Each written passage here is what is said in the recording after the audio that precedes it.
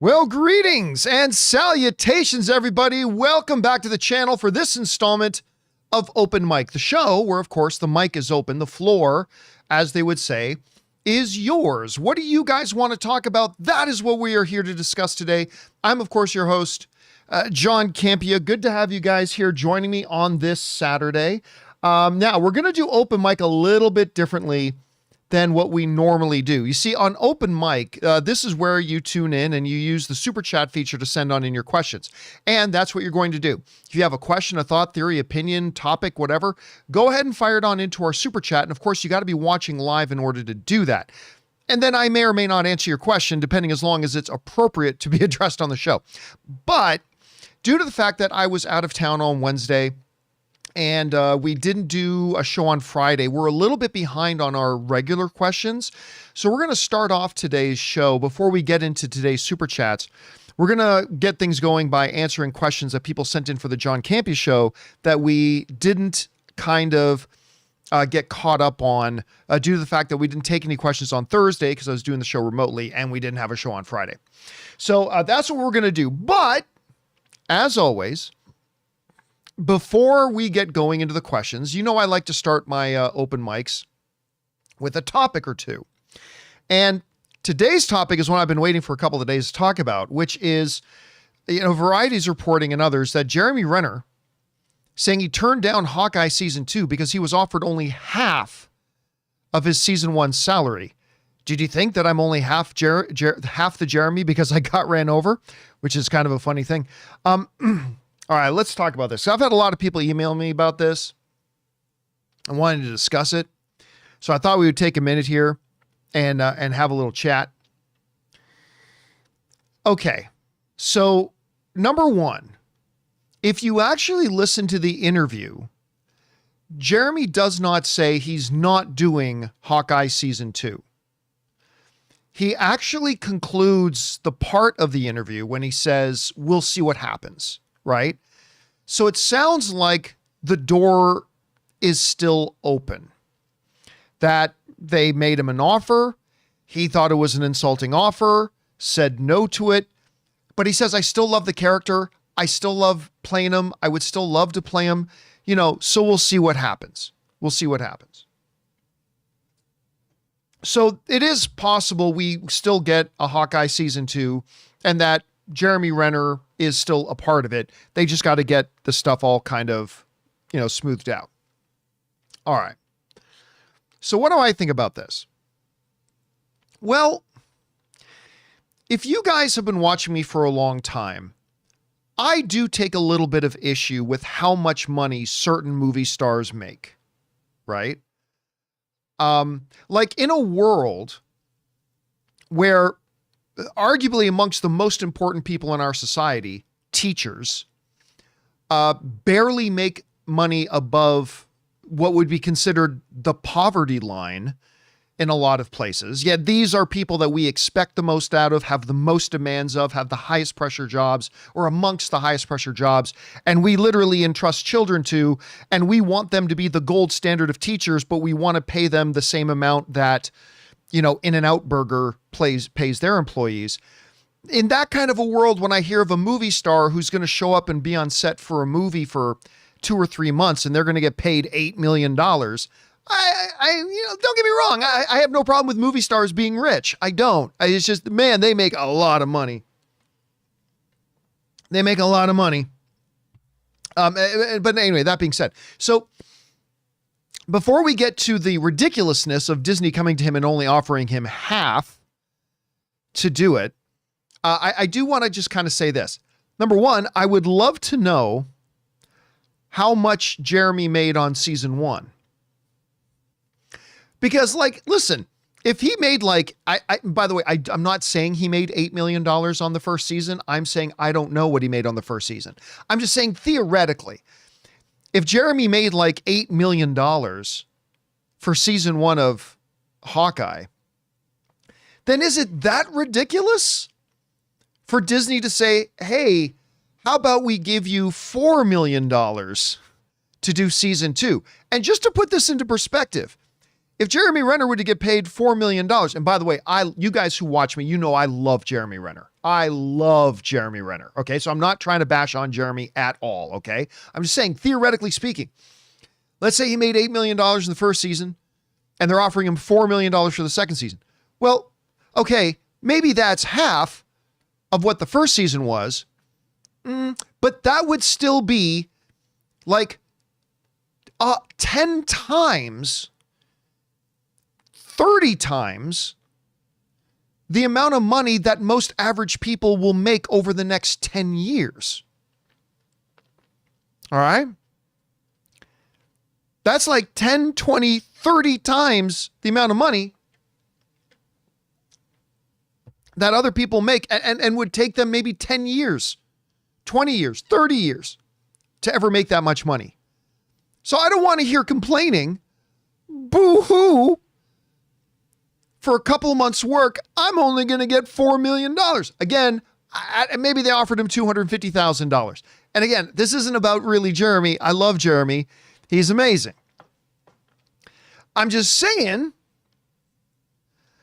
everybody is so brainwashed to like, the movie stars are the most important people in the world and like give the movie star whatever they want. Just give them whatever they want. Give them whatever they want. But then you complain when your movie ticket prices go up. And if you don't understand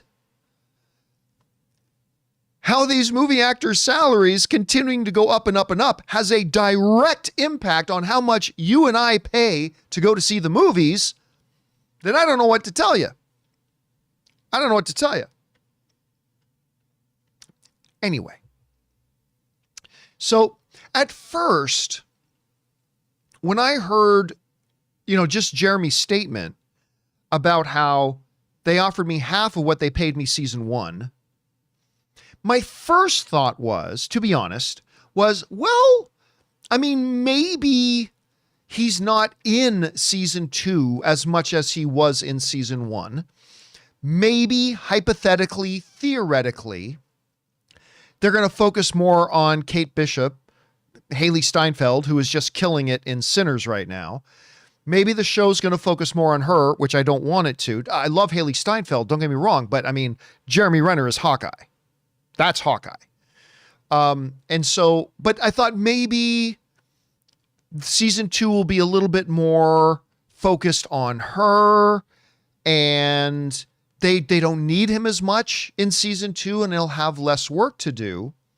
But apparently Jeremy's saying they actually want me to do more work in season two than I did in season one. Let's actually go over and take a look at the article. They wrote this. Jeremy Renner is speaking out about why there's no second season of Hawkeye yet. Yet. That's an important word. Yet. In a new interview, okay, before I do, let me bring this up here. Davies Miles says something. Davies, thank you for being here, brother. Love you for being here. But I'm going to give you a little shit for a second here, okay? Hang with me. Jeremy Renner almost died and worked his way back from the most traumatic of injuries. I think he deserves whatever salary he asks for. That's just my opinion, though. Okay, then you pay it. Listen, Davis, Disney did not run him over with that snowplow. Disney didn't run him over with that snowplow. Well, he deserves X. Okay, then you give it to him.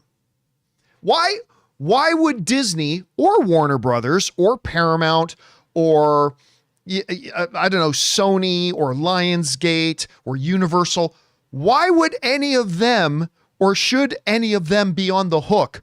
Oh no, he was in a terrible, horrible accident. He deserves whatever he asks for. Why? And who owes him that money for being run over? If you're so convinced, Davis, that he deserves that money, then you send it to him. Oh, it's different when you're the one who's, okay, now it's different. Anyway, let's go back over to the statement here, shall we?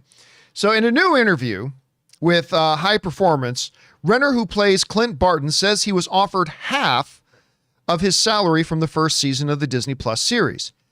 They asked me to do season two, and they offered me half the money. I'm like, well, and this is the key part for me. It's going to take me twice the amount of work for half the amount of money, and 8 months of my time. Because remember, a normal movie, an actor will traditionally be on set, a lead actor will traditionally be on set for like anywhere from 6 weeks to 12 weeks, generally speaking. But this is a television series, right?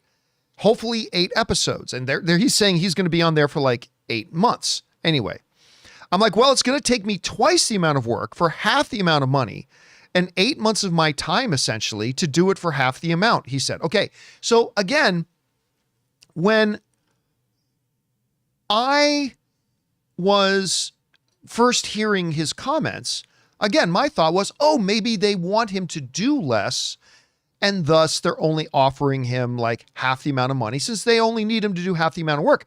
But according to Jeremy, he's saying, no, they want me to do twice the amount of work, and it's going to be 8 months of my time. So look, if they need him on set 8 months, this is clearly they're not reducing his role in the show. Clearly. They're clearly not reducing his role on the show. Right? They want him to do more. So look, I think two things can both be true at the same time. All right? The idea that it may be a little insulting to offer him half of what he made, and, well, my God, money, dude, you are making ungodly amounts of money that most people will never see, maybe in their lifetimes. I think both of those things can be true at the same time. Okay, I do.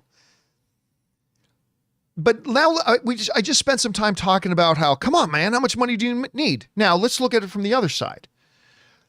I mean, you got hired to do a job, right? And you are worth whatever somebody's willing to pay you.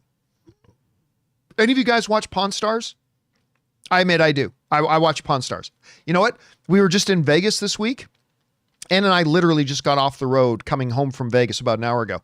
But we were in Vegas this week, and my sister and her husband were down visiting. We took them to Vegas, and they always wanted to see the pawn shop. So Ann took them to the pawn shop. Anyway. So like the Pawn Stars pawn shop. Anyway. So one of the things that they talk about on Pawn Stars a lot is something is only worth what somebody is willing to pay for it, right? Like, so for example, I don't know, one of our sponsors, Mando here. I still got the Mando stick. Mando, will that focus? I don't know if that'll focus. There it is, Mando. Okay. So let's say this was a 200-year-old stick of Mando, and I bring it into the pawn shop. Say, I think this thing is worth $2 million. I want $2 million for it. But then their expert comes in and says, well, one of these just sold at auction. You want $2 million, but it just sold at auction for $2,000. And then what the guys at the Pawn Stars will always tell the people is like, look, it's fine that you can ask for $2 million, but something is only worth what somebody's willing to pay for it. And if in season 1 of Hawkeye, if Disney decided that Jeremy Renner was worth, I don't know, we're just going to make up a number here, okay? We're just making up a number. Say they thought he was worth $4 million. Okay. If they decided he was worth $4 million, then they've now set what the bar is for him in a Hawkeye series. Jeremy Renner didn't set the bar. I didn't set the bar. You didn't set the bar. Disney set the bar. And they set the bar at again, we're making up the number 4 million, but whatever the actual number is. If they said you are worth $4 million to be in this show, then the bar's now set. For you to come back to Jeremy now and say, okay, we want you in season 2, and we want you more involved this time around, and we want you on screen more this time around, and we want you to book off 8 months, which Jeremy Renner is implying here is longer than maybe what he had to book off before. It is kind of insulting to come back once you set the bar at this theoretical $4 million. It's then insulting to come back to the guy and say, hey, we want you to do it again, but we want you to do more, and we want you for longer, and we want to give you half of what we gave you last time. We want to give you half of what we gave you last time. That's ridiculous. You can't do that. You can't do that. Now look, if you were running a company that was on the verge of going bankrupt and you were really trying to pull your pennies together and you really did want to make another season, but you really just don't have the money to pay the bar that you set before, I would kind of get it. I would get it. Use a studio that I really like, Lionsgate, right? Lionsgate isn't rolling in money. And they had a tough year. They did. I love Lionsgate, but we can acknowledge they had a tough year last year, right? Like a significantly tough year. It would be one thing were a Lionsgate to come back. Let's say that was their show. For them to come back and say, Jeremy, look, we love you. We love this show. We believe in this show. We want to do another season. But here's the reality. We can only do another season if you would be gracious enough to agree to take about half of what we paid you last time. Half would still be more than most people will ever see in their entire lives, but still, it's the only way we can financially make it work. That would be one thing, okay? I would kind of understand that. But this is Disney. I mean, it's not Apple who could buy and sell Disney 20 times over. It's not Apple, but it's still Disney, right? And like what I would say if I were in the room, it's like, okay, Disney, if I were the mediator for this, I say, Disney, look, you're the ones who set the bar on his salary. You said Jeremy Renner is worth this much to do a season of Hawkeye. You set the bar. And now you want to give him half when you can clearly afford. And listen, I also don't mind Disney coming back to Jeremy and saying, hey, listen, Jeremy, we kind of shot for the moon on Hawkeye season 1. We feel like we might have overspent a little bit. How would you feel about, rallying season 2 and maybe taking a 10% cut or something? Like, we really need to reel in the expense of the show. We felt like we spent too much money on I don't have a problem with that. I don't have a problem with that. You still want to be smart. You still want to do good business. You want to make decisions that make financial sense. I get all that. But to just straight up and say, we want you back for twice the work, and we want you to block out more of your time. And even though we set the bar here, we want to give you half of that. That's not a good move. That's not a good move. And like Jeremy was, if you saw the interview, Jeremy said something interesting. He goes, look, it's not Marvel. He said, it's not even Disney. He said, it's the penny pinchers that I'm having to deal with that are giving me a hard time. I cannot help but believe. Here's what I think is going to happen. Okay. I have nothing to back this up, but here's what I think is going to happen. They're going to get a deal done. At some point, Kevin Feige is going to step in, and Kevin Feige is going to tell Bob Iger, boss, we have a great vision for this show. We need Jeremy. How about we go to him and negotiate with him, and let's say offer him 15% less if money's a little bit tighter and we want to have a less expense. And in exchange for taking a bit of a pay cut, let's offer him some bigger back-end point deals on future Marvel movies or something like that. I think a deal will get done because Jeremy loves playing this character, and he's one of the few remaining OG Avengers that Marvel has in their stable. So I think at some point here, Kevin Feige will step in, Bob Iger will step in. I think they're going to get it done. And again, Jeremy Renner was clear when he said, we'll see what happens. He wasn't closing the door on it. So I think a deal's going to get done. And then we'll talk about it more later. Guys, my question is for you. What do you think about this whole situation? I mean, I still do feel that the higher end paid actors, not your regular, 9-to-5 working actors that don't make as much money as you think they do, but I'm talking about like the higher tiered actors making 5, 10, 15 million dollars for like 3 months work. I take a little bit of an issue with that, but again, you're worth whatever somebody's willing to pay for you. So I get that too. How do you feel about this? Do you think we're going to get a Hawkeye season 2 with Jeremy Renner? Maybe yes, maybe no. Whatever you guys think, jump down to the comment section below and let us know your thoughts. All right, guys. With that down, we are now going to move on and start taking your questions. Now, again, if you're watching live and you have to be watching live and you want to send in a question, go ahead and use the super chat feature. But I'm going to start off today, as I mentioned at the top of the show, by getting caught up on some questions people sent into the John Campea show that we're a little behind on because we didn't take questions on Thursday and then we didn't have a show on Friday. So let's get that ball rolling here, shall we? And we're going to get things started with this.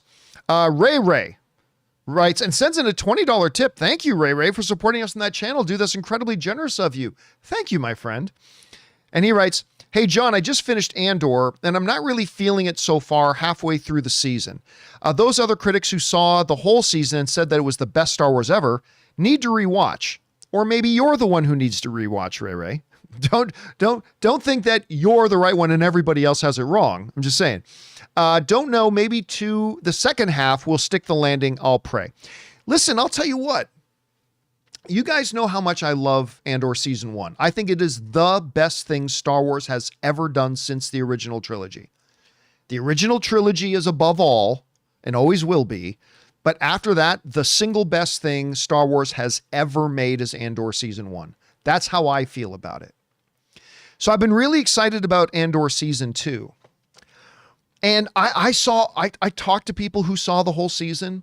I've read all those people who saw the first season saying it's like the best thing, like the best Star Wars show ever, maybe one of the best shows ever, period. And listen, if you've watched me review the first 2 weeks of Andor, I'm honestly a little underwhelmed. Now, don't misinterpret me. I've enjoyed it. I have. Like episode 3 and episode 6. So the final episode of week 1 and the final episode of week 2, chef's kiss. Mwah! Loved it. Loved those 2 episodes. Deeply loved those 2 episodes. But while the rest of it has also been pretty good, and I don't mind that it's a slow burn. A slow burn is good. I have no problem with it being a slow burn. But I'm just finding it lacks some of that dramatic oomph that season 1 had. Again, episode 3, bonkers good. Episode 6, bonkers good. But right now, even though I'm liking the show overall, I don't think it's humming quite as well as season 1 did, right? I don't think it's humming along quite as well as season 1. Now, that being said, a bunch of those people who raved about Andor season 2 were very quick to point out it really kicks into gear in episode 6 and then nonstop all the way through. They did say that. Before I saw the first episode of season 2, I read a number of these people who said, hey, the season's amazing. This is one of the best Star Wars things ever, blah, blah, blah, blah. And they said it's all good, but once you get to episode 6, many of them said, that's when he really shifts into the next gear. And certainly episode 6 for me did absolutely shift it into the next gear. But they said episode 6 is when it really shifts into gear, into that next gear, and really takes off from there. So I'm okay. All right. So far, you're right. That episode 6 was kicking it into the next gear. Man, when that girl died,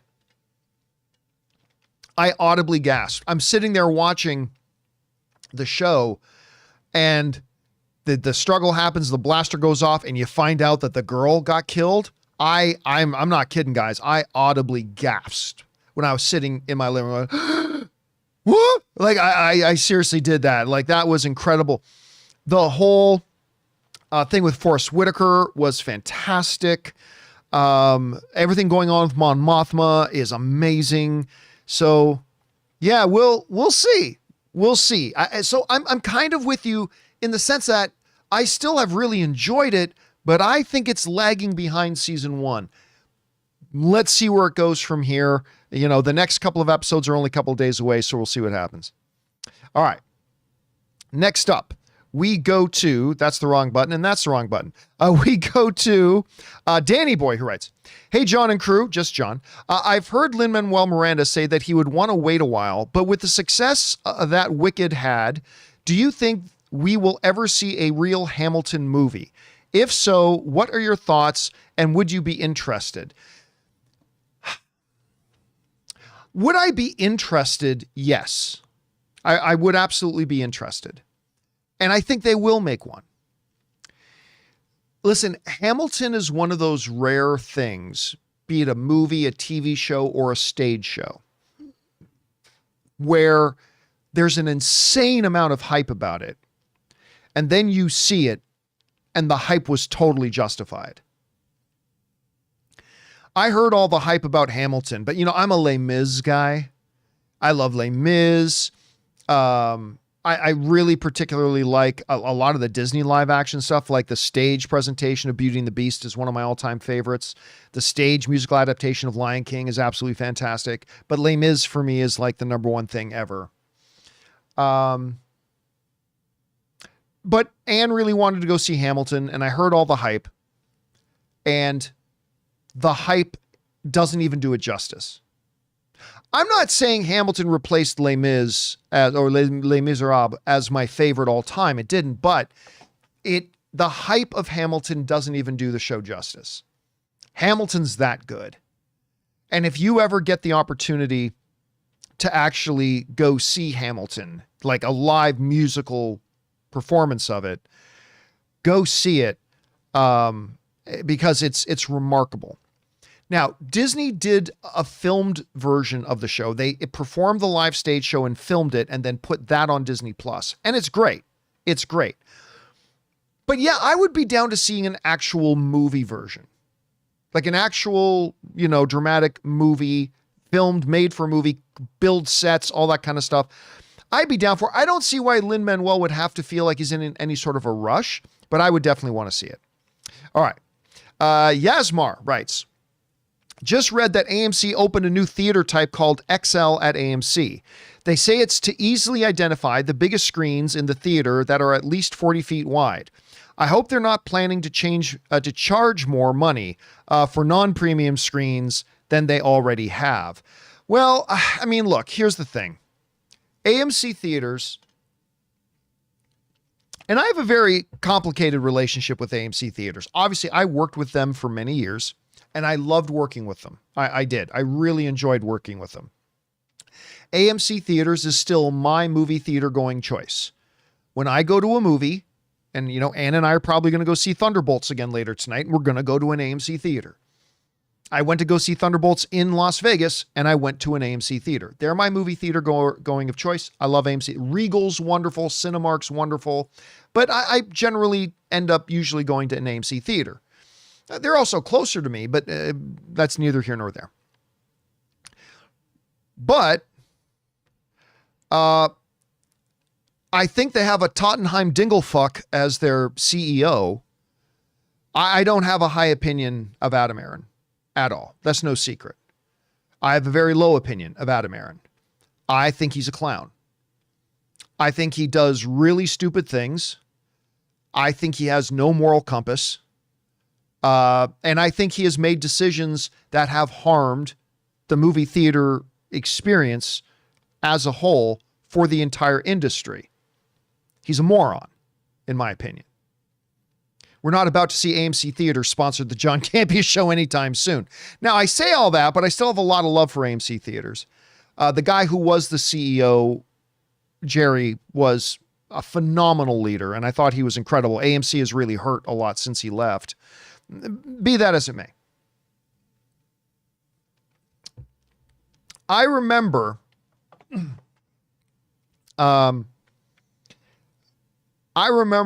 when AMC under Adam Aaron made the first idiot proposal to charge different for premium seats in the theater. Do you remember? I think they've walked that back. They thankfully got rid of it, but they're going to say, oh, for the best seats, We're going to do where like you'll pay, the price of your seat will depend, because if you sit in one of the worst seats, you shouldn't have to spend as much money than if you sit in one of the best seats in a theater.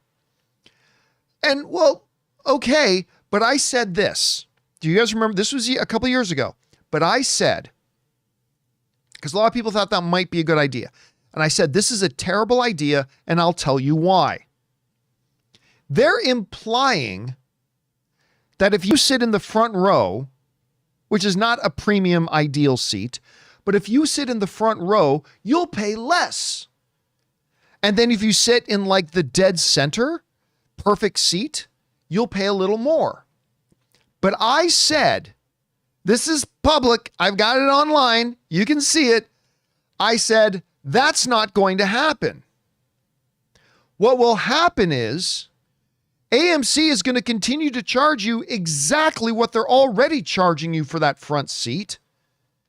They're just using this as a pretext to charge you more than what you're currently paying for a certain percentage of the seats in the theater.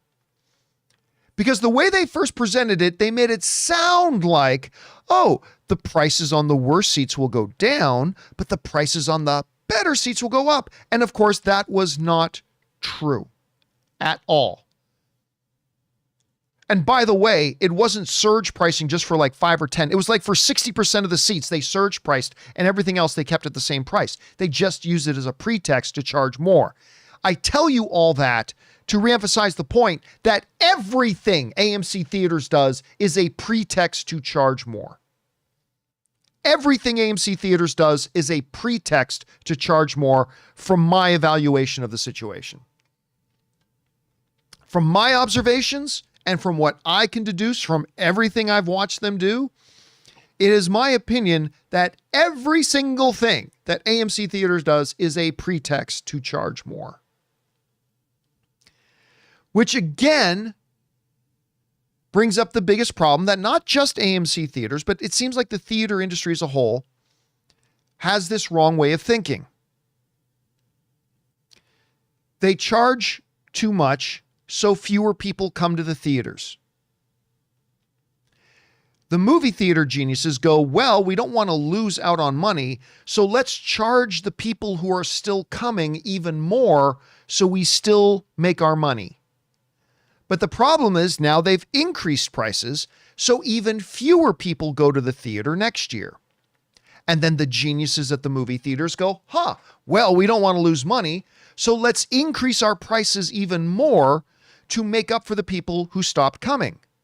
Well, now you've increased your prices more, so even more people are going to stop coming.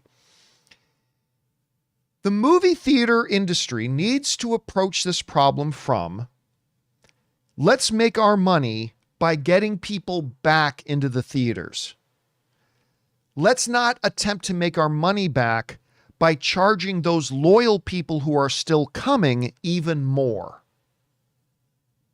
Because that becomes a cycle. We charge more, so fewer people come. Fewer people come, so we're making less money, so we need to charge the people who are coming even more so we make our money. They charge more, so fewer people come. You see that cycle? So whether they call it XL, or whether they call it premium seating, or whether they call it whatever the hell they want to call it, it's always a pretext to charge you and me more. And they've got to fix this. They have to fix this. Take a short-term hit to incentivize people to come back to the movie theaters, then you won't have a problem. You won't have a problem.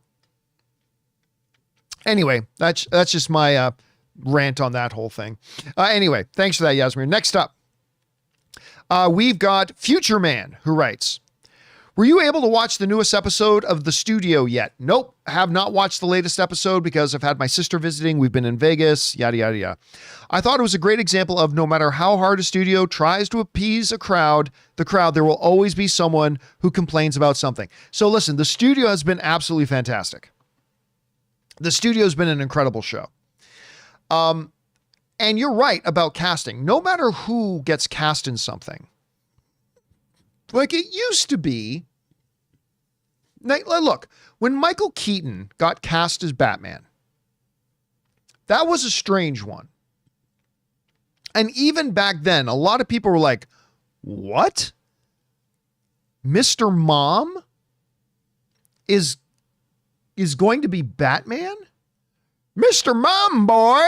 Yeah, Mr. Mom is going to be Batman. Really? Like, so even back then. But aside from an extreme example like that, when casting would be done, instead of jumping to anything, people just go, okay, let's see how that turns out. But today, doesn't matter. Does not matter who they cast in anything. There's going to be people who says, that's not my Mr. Fix-It. That's not my George Belvedere, whatever character you want to come up with. That's not my person. And then they immediately label that it's going to suck because they cast that person. And it's like, hey, everybody, take a breath. We haven't read the script yet. We don't know what this character is supposed to be like in the film. And maybe, remember the outrage when they cast Heath Ledger's Joker? Anyway, so it's just, you're right. It is a truism of the movie fandom. Unfortunately, we've all probably been guilty of it from time to time. Anyway, next, we've got Craig from Georgia writes, John, went to see my second viewing of Sinners, a 7:25 p.m. showing on a Wednesday at an IMAX, and it was almost sold out. Amazing. IMAX made the sound and music so much more apparent than my first viewing. Thanks for all you do. Listen, I have not seen Sinners in an IMAX. I saw it in an AMC Dolby Prime, and it's with the Dolby Atmos surround sound and all that it was a glorious experience. I can only imagine that it must be just as glorious on an IMAX screen. And that's the reason why so many IMAX screenings are still completely sold out.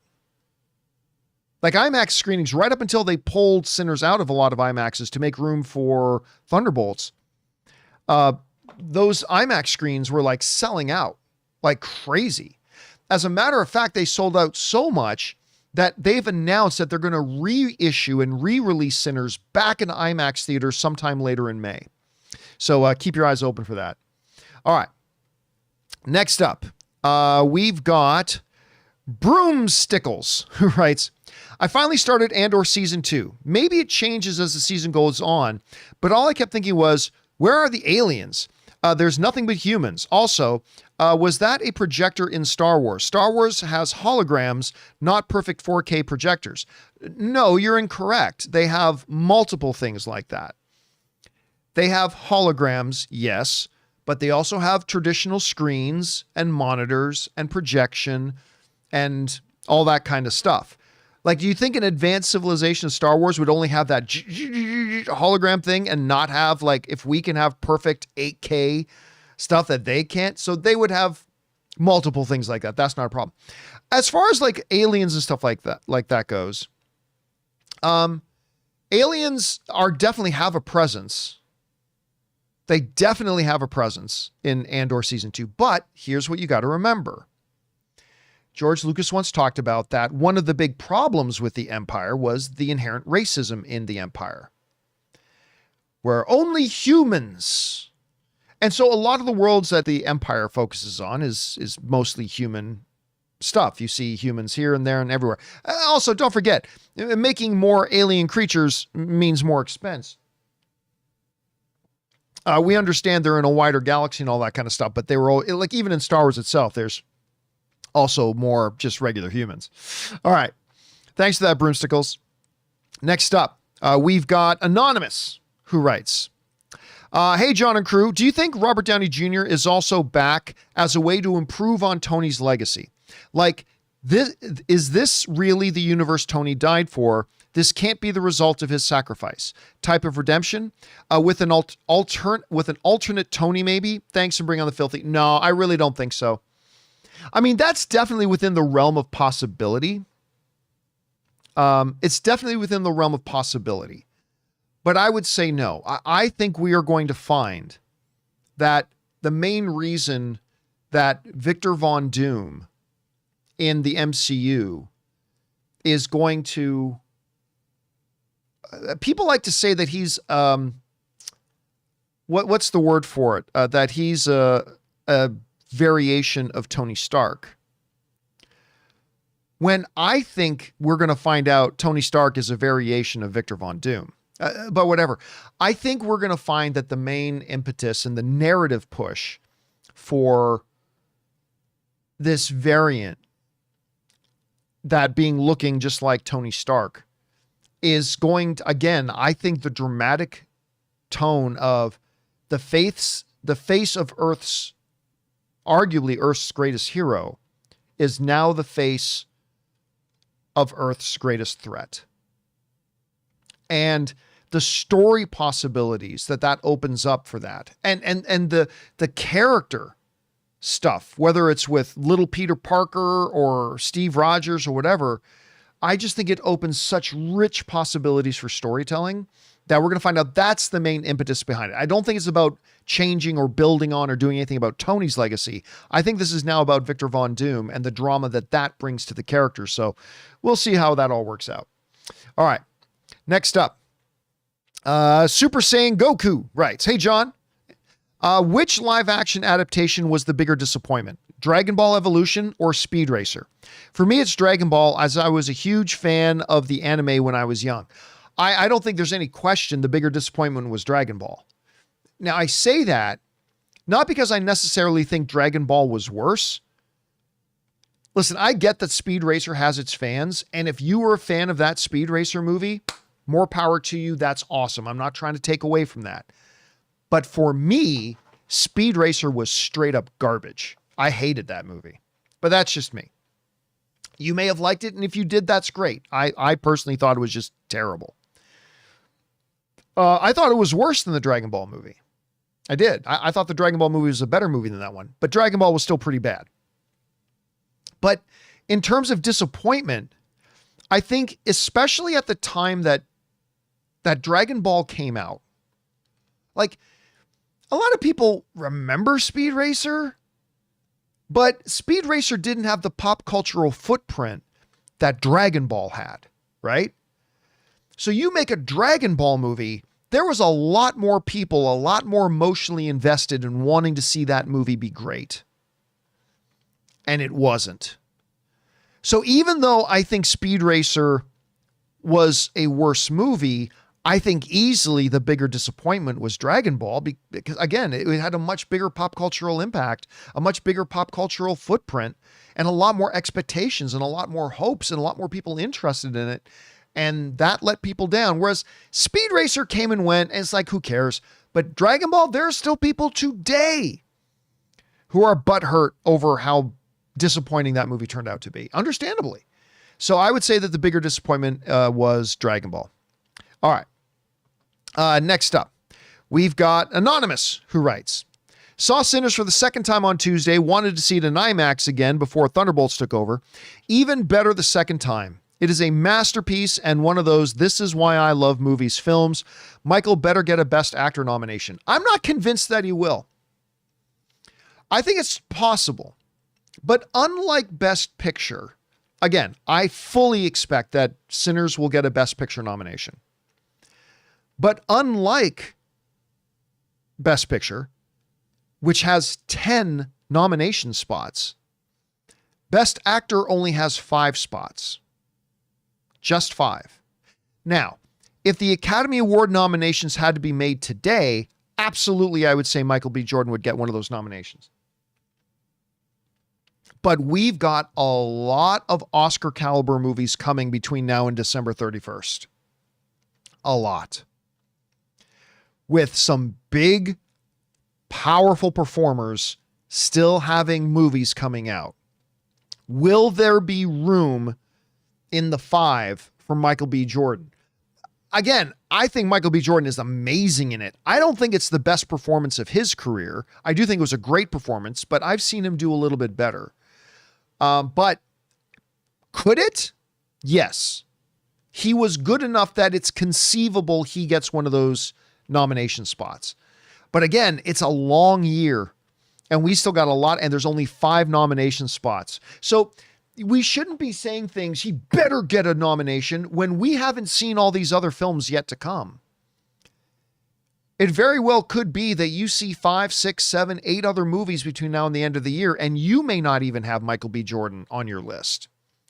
Again, I'm not saying that's likely. I'm just saying that's possible. So we'll see. But he was fantastic, And I would certainly have no issue at all if he got nominated because he was terrific in it. And it's the best film of the year so far. So we'll see how that all goes. All right. Let's keep going here. Next up, we got another anonymous writer. Hey guys, remember, just let me throw this in here. When you are using the tip link to send in a question for the John Campea show, make sure you fill out that field with your name. I mean, you don't have to if you don't want to, but I think a lot of people just forget to put in their name there. And when you do, it just automatically says anonymous. And it's just, if you're going to go out of your way to send us a fun thing to talk about and you tip in like a couple of bucks to support the show, I just want to make sure you get a shout out. That's all. So again, unless you want to remain anonymous, that's perfectly fine. But otherwise, make sure you remember to fill in your name when you do that, because I just want to make sure you get a shout out. Anyway, Anonymous writes, I just had a horrible thought, but after it happened to the substance, I won't be surprised if it happens. The Golden Globes nominating Sinners for Best Musical or Comedy. I 100% guarantee you they will. Again, though, I gotta say, that's not going to bother me so much because the Golden Globes don't matter. I mean, they really don't. The Golden Globes do not matter. They're irrelevant. They're stupid. They put on a great show. The Golden Globe show is a great show. It is. It's fun to watch. But they're meaningless. Like the Academy Awards, 9,000 voting members of film professionals, of writers, actors, directors, producers, costume designers, musicians, and all that kind of stuff. The people who make movies, honoring those who made film that year and, you know, awarding to the best achievements of the year. That means something. The Golden Globes are, I don't know what the number is right now, but it's instead of 9, it's about 100 journalists who work for foreign outlets but live in the United States. Let me see that again. It's about 100 journalists who work for foreign outlets but live in the United States. And they get together and they do some voting. They don't really care about the awards. They just want people to tune in the show and they want to get a big juicy TV deal to broadcast their show. So anyway, but at least I will say this. At least if Sinners gets nominated at the Golden Globes for Best Musical or Comedy, you can at least make an argument for that, because I don't consider Sinners a musical per se. There's a lot of music in it, but it's not a musical per se. But there's enough there's a big enough music element in Sinners that I won't be outraged if they nominate it in the musical category. At least I'll give them that much. All right. Next up.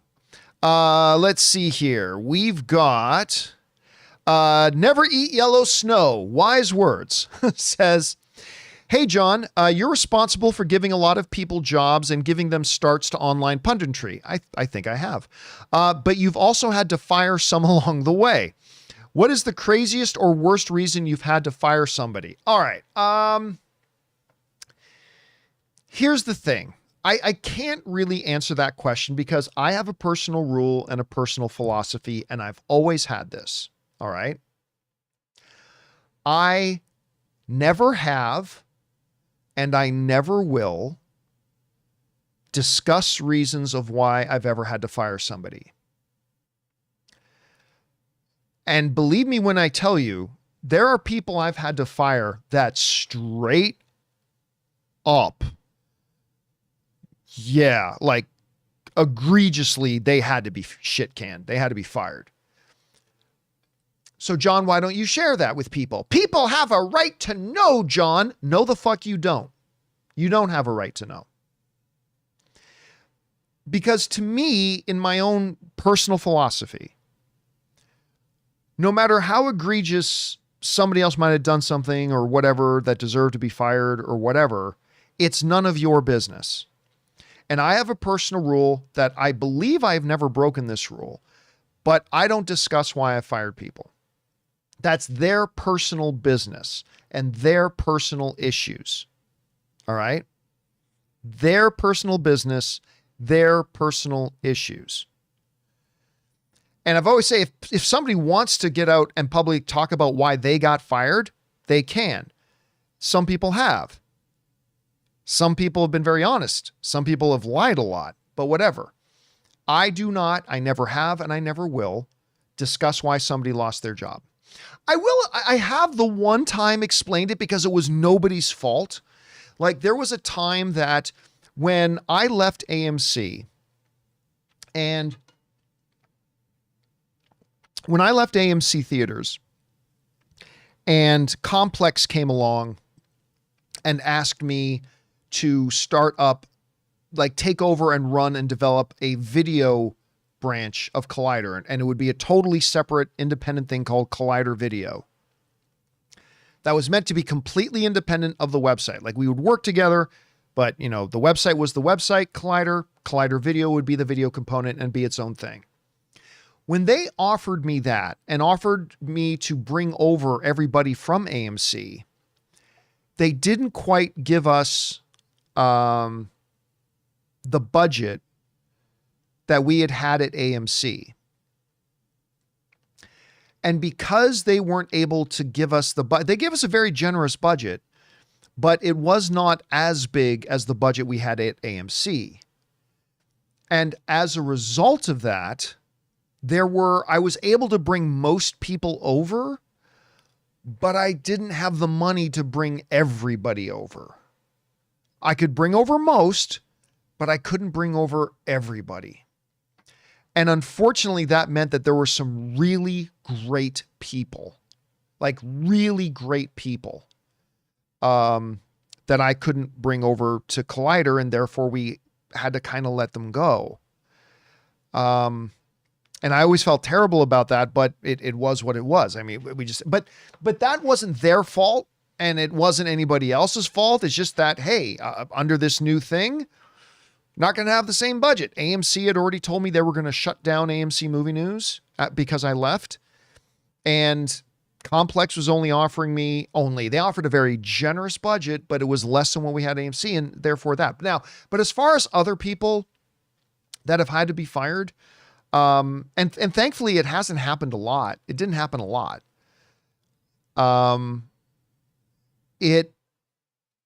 I don't talk about other people's personal issues, and somebody losing their job is a personal issue.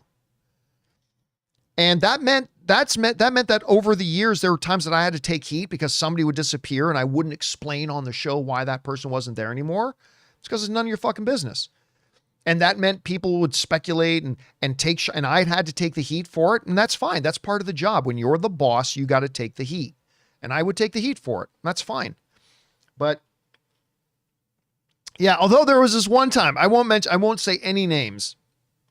There was this one time that this one person, I remember we were at AMC, and there was this one person that we had to let go, but we didn't even let them go. This one person came and asked for a significant raise. And you know what? I have no problem with somebody asking for what they feel they're worth. Zero issue with that. I have no issue with that. But this person wanted like an amount of money that would have more than John Schnepp, would have made them the highest paid person that we had, by far the highest paid person we had. And again, I have no issue. I take no issue with somebody asking for what they're worth. And we talked about it and we discussed it. And I told them at the end of the day, we can't give you that much. And they felt that unless they were getting that much, they couldn't stay. And I respected that. I did. And I said, well, it sucks. I really want you here. We want you here, but we can't give you what you're asking for. And if that means you got to leave, I respect that and all that kind of stuff. Like, that happened once. That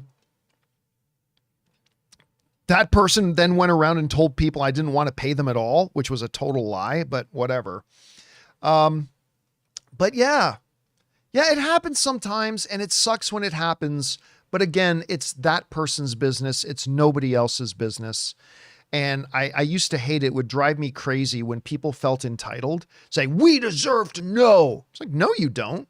This is somebody's personal life. Just because you watch our YouTube show, which we're very grateful you watch our YouTube show, but just because you watch our show does not entitle you into insights in somebody else's personal problems or personal drama or why they lost their job or anything like that. So to this day, I have never given any reasons for why I've ever had to let somebody go, and I never will, because it's nobody's business. And that's just kind of my philosophy on it. Anyway, let's see.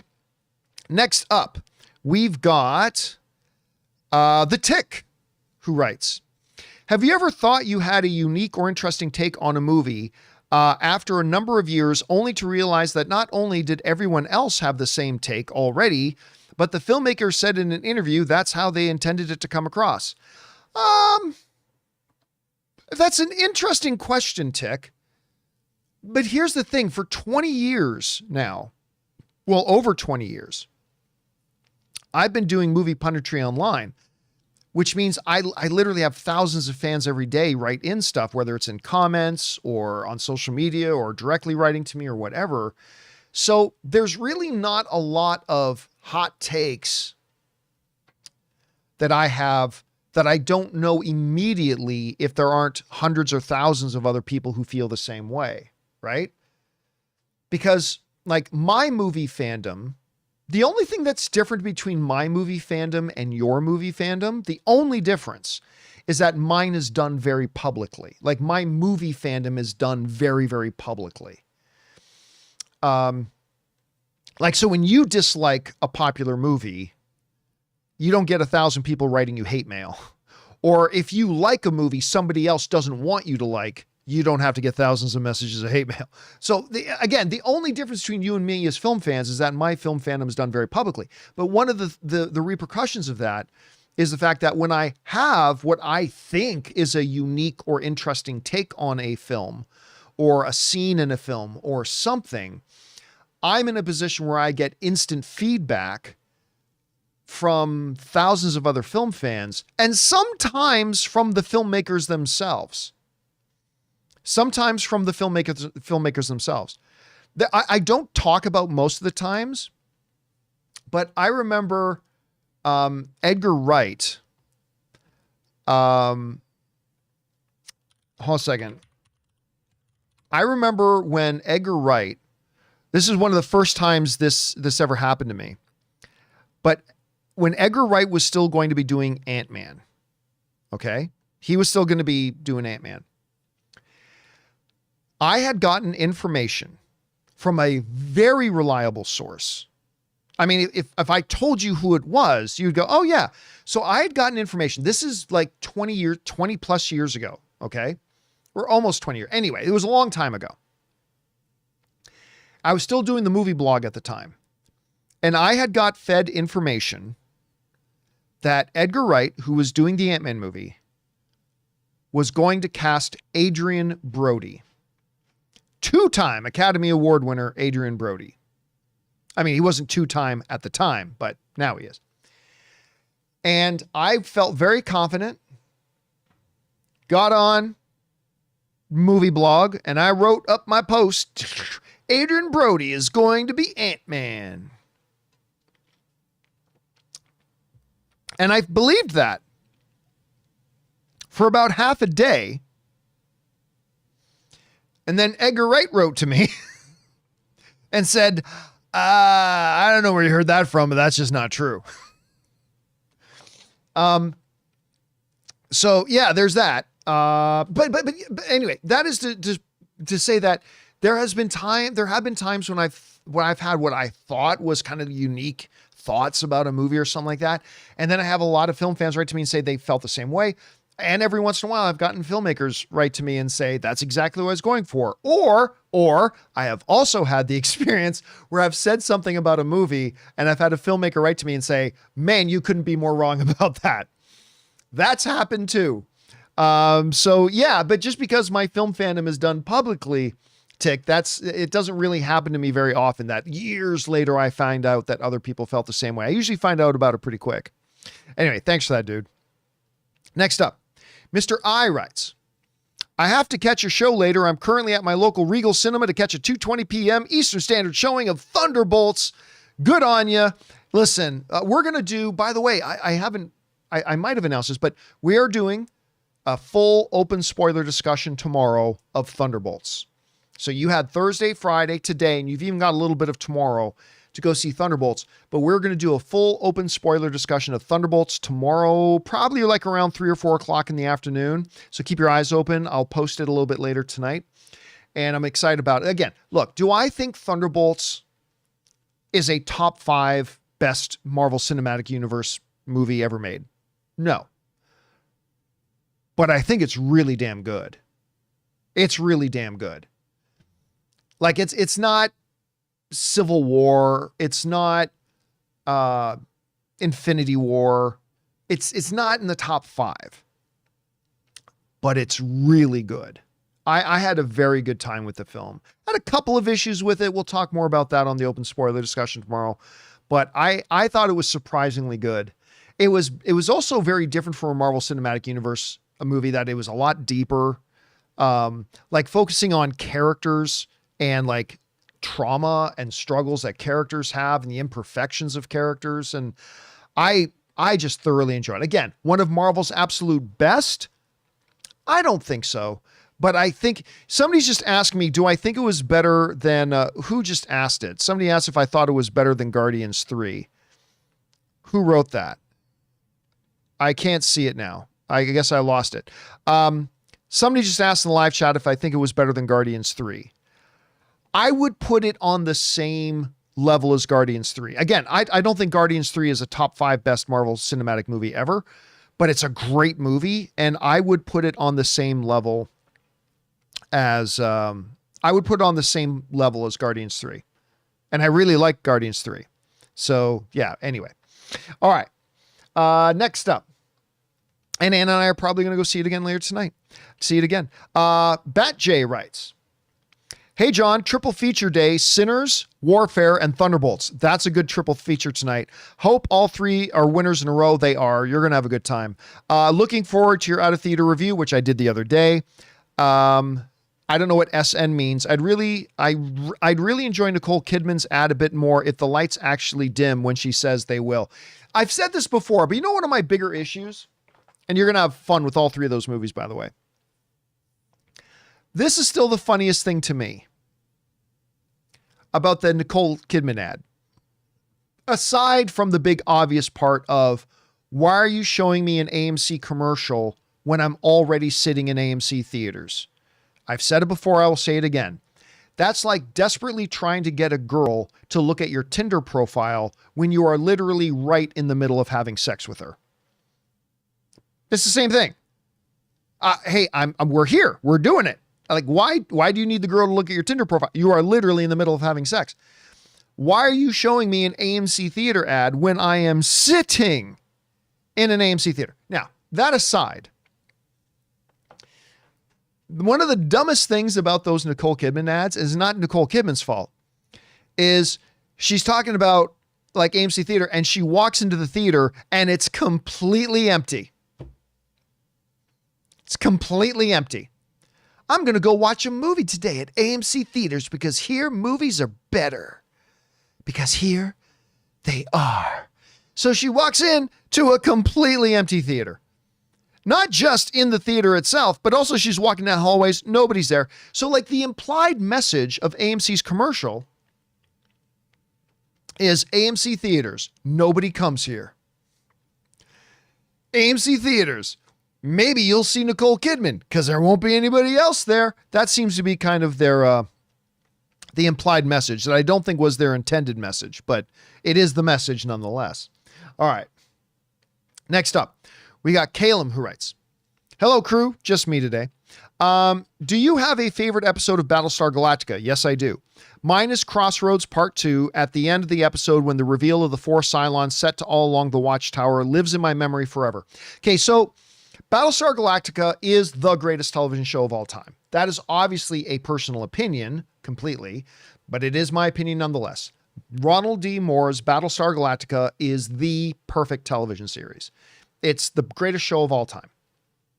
And that moment, man, I still remember where I was sitting when you got Ty and the others kind of walking around the hallways in the Galactica, and they start hearing, "There's got to be some way out of here," said the Joker to the thief. And they start hearing all along I'm like, wait a minute, time out. That's a real world song. What is that doing in Battlestar Galactica? And they come together and they realize they are the four. They are Cylons. And like why is the Jimi Hendrix song playing? And what is going on? That was one of the most amazing moments in television history. But it is not the best episode of Battlestar Galactica. Again, totally opinion, but it is not the best episode of Battlestar Galactica. The best episode of Battlestar Galactica, and I would say the greatest single episode of television in television history, I believe, is the second Exodus. Exodus Part 2, if you will. And it's the episode where they tried to colonize a new Earth. And the Cylons come, take them over, and humanity's living under the Cylons' thumb. And Adama comes back with the Galactica and drops it. They jump into Earth's atmosphere, into the planet's atmosphere. And this, one of the greatest moments in television history, man, the Galactica is falling through the atmosphere. So all the flame and fire as the Galactica appears in the sky, jumping in, and now it's falling. And as they're falling, they start launching Vipers through the flames and flying out of their tubes, these fighters launching. And once they get all the Vipers launched out to attack and give cover to the ground forces, boom, they jump out of atmosphere back up to engage. I believe it was 3 Battlestars, not Battlestars. What was the name of the Cylon ship? Base Stars. They engaged 3 different base stars. And then, of course, the war drums, boom, boom, boom, boom, boom, boom. And the Pegasus, the fucking Pegasus, comes flying out of the battle as they launch nukes at the base stars. It's like, thank you, Lee. And then, blah! It is the greatest episode of television ever made by mankind. My blood starts pumping just thinking about it. Oh man, the war drums. When you started boom, boom, boom, boom, boom, boom, boom, and all of a sudden, boom, you see these missiles fly. It's like, where the hell those missiles come from? And they look out their port. Holy shit, it's the Pegasus. And the Pegasus is flying in, ramming speed. Boom, greatest show ever. Sorry, I get a little geeked out when I start talking about Battlestar Galactica. But here's the great news. For those of you who haven't heard me talk about this, the great news is that guy, Ronald D. Moore, who made the greatest television show of all time, the same guy who is doing Rob and Ray's favorite show right now, For All Mankind, that guy, Ronald D. Moore, he's the guy show running the new God of War show on Amazon. The greatest showrunner in television history, in my opinion, is going to be the showrunner of God of War for Amazon. The universe just said, you're welcome. And it's going to be awesome. I cannot wait. Anyway, next up, we've got Good Luck Leafs, who finally won a series, writes, how come we don't see more hockey movies like we did in the 1970s to the 90s? I mean, Hobie Baker, really? Anyway, Hobie Baker would make a great biopic? I'm not so sure about that. Do you have a favorite hockey film? Hobie Baker, for many of you who don't know, he was an American hockey player, like back at the turn of the century, like the 1800s, early 1900s. Anyway, they actually have I think, correct me if I'm wrong, but I believe American Collegiate Hockey, I think one of their top honors is called the Hobie Baker Award. I think it's named after him. I could be right about that. I could be wrong about that. Anyway, but nobody knows who he is. I don't think it would generate a lot of interest. My favorite hockey movie, I mean, Slapshot is obviously great. Miracle on Ice is fantastic. Youngblood, great. My personal favorite hockey movie is Mystery Alaska. That's the Russell Crowe film. Mystery Alaska is a wonderful movie. I've always loved it. and it's my favorite. Now, why don't they make, well, there's not a lot of sports movies per se that get made a lot these days, right? Like you don't see a lot of baseball movies today. You don't see a lot of football movies today. And hockey, not being one of the top 3 major sports in the United States, I mean, it's the best sport in the world. It's God's sport. But in the United States, I mean, basketball, football, baseball, obviously all hold the top stuff there. So you're going to see even fewer of them than you will otherwise. But yeah, again, it's not just hockey. I mean, you see less sports movies in general overall. All right. Next up, we've got Sin Vendetta, and this is the last one we'll do. Sin Vendetta writes, thank you so much for giving such high praise to Project Hail Mary at CinemaCon. It convinced me to buy and read the book. Absolutely loved it, and now I cannot wait for the movie in 2026. Guys, I'll tell you what. Rob had been gushing, like so excited about this Project Hail Mary. And the book was written by the same guy who wrote the Martian book. And, you know, the guys love that one. And I love it too. And just gushing, cannot wait to see this. And then they gave us this big, like 10-minute presentation showing us all this footage of Project Hail Mary that Ryan Gosling is starring in and Lord and Miller are directing based on the book.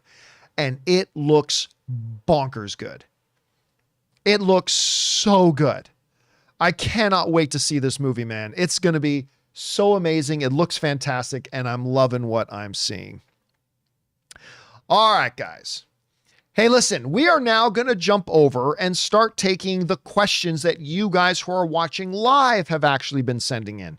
Now, listen, the super chats are open. They are currently open. And I'm going to leave them open for maybe another 10 minutes or so. So if you've got a question, thought, or topic you want to fire in, you got a few more minutes to do so, and then I'm going to shut them down because we've got a lot of questions to get through. Now, before we get to those, though, we are going to take just a quick minute here because we've been going for over an hour already. I'm going to go refill my drink. I'm going to give you guys a chance to run and use the bathroom, talk amongst yourselves, and all that kind of good stuff. Go ahead, go take of all that stuff, and we'll be back in like 2 minutes. All right, 2-minute quick break, and we'll be right back.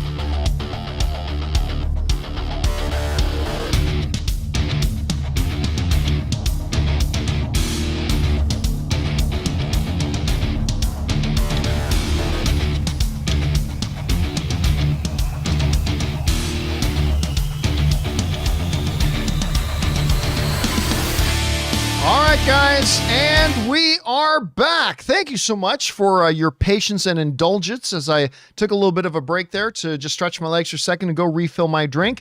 Now let's get over to start taking your live questions that you guys who are in the live chat and watching live have been sending in. So let's just jump on over, shall we?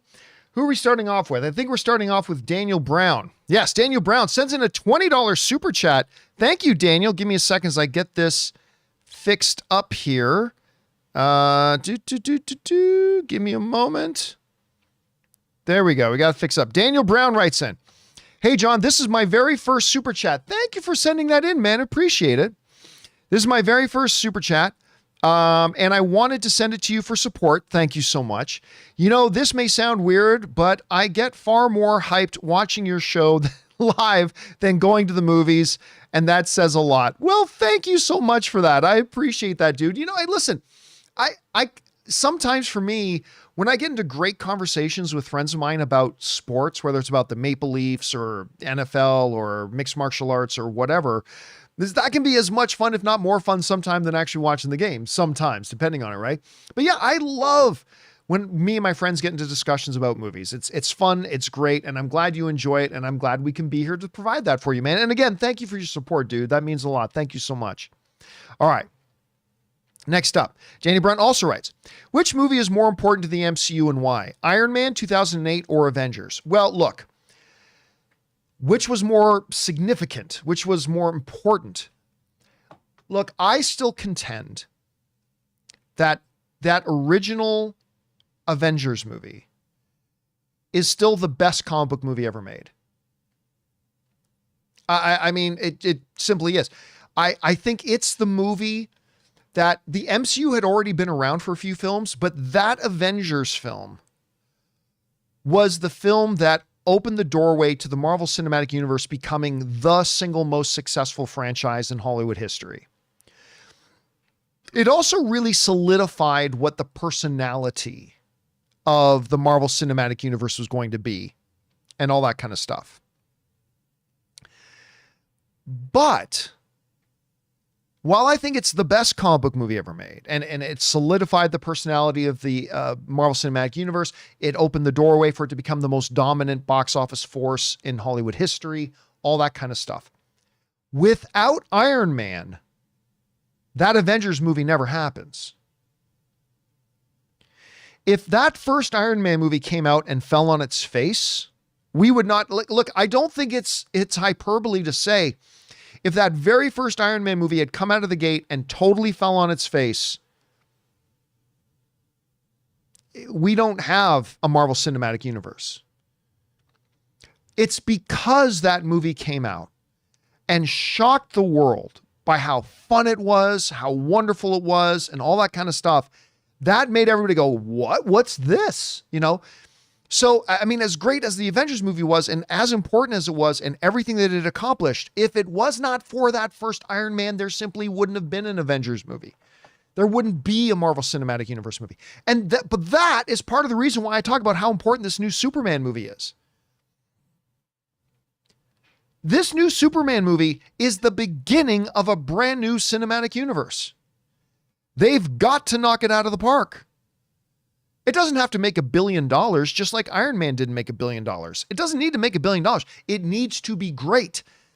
It needs to be good enough that people sit up and take attention and go, wait a minute, wow, this is what a DC movie universe can be? That's what Superman's got to do. Because if this Superman movie falls on its face, it's going to be rough going. They've got to knock it out of the park. Anyway, that's kind of my take on it. All right. Next up. Thanks for that, Daniel. Raymond Verrata writes, "It's good to see the MCU cast is supporting the Thunderbolts. Simu Liu just posted the Sam Vengers getting ready to go to the theater. Or is it the Ken Vengers?" Yeah, I saw that. There was this great, for those you didn't see yet, some of the cast of Avengers Doomsday posted this showing like the whole cast of Avengers Doomsday going to see Thunderbolts together. It's great to see. Love it. Grating to see all that kind of stuff. And I can't wait to see Shang-Chi on screen again. Finally, they waited way too long, but I'm really excited to see that. All right. Next up, we got Rain Verrata again. It says, by the way, happy Free Comic Book Day. Oh, I think I missed it. Or is that today? Is free comic book? Wait, I thought free comic book days were on Tuesdays. Is that this week? I can't remember. I do love free comic book day though. All right. Daniel Brown writes in again and another $20 super chat. Thank you, man. And he writes, I saw Sinners last week, and before I go on, I want to say I love the movie. It's a beautiful masterpiece, but the movie is not a horror film. That's equivalent to calling Terrifier a family-friendly movie. Oh, no, 100% you're wrong, Daniel. 100% you're wrong. Now, you can make an argument for, in some ways, Sinners isn't a horror movie. I mean, you can have that argument. But you're flat out wrong, my brother, to say, oh, that's the equivalent of calling Terrifier a family-friendly movie. No, it's really not.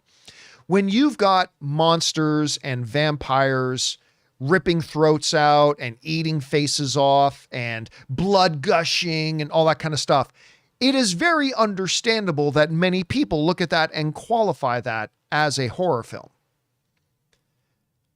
I believe it is. I think it's more than a horror film. But it is a horror film, even though it could also be considered other things as well.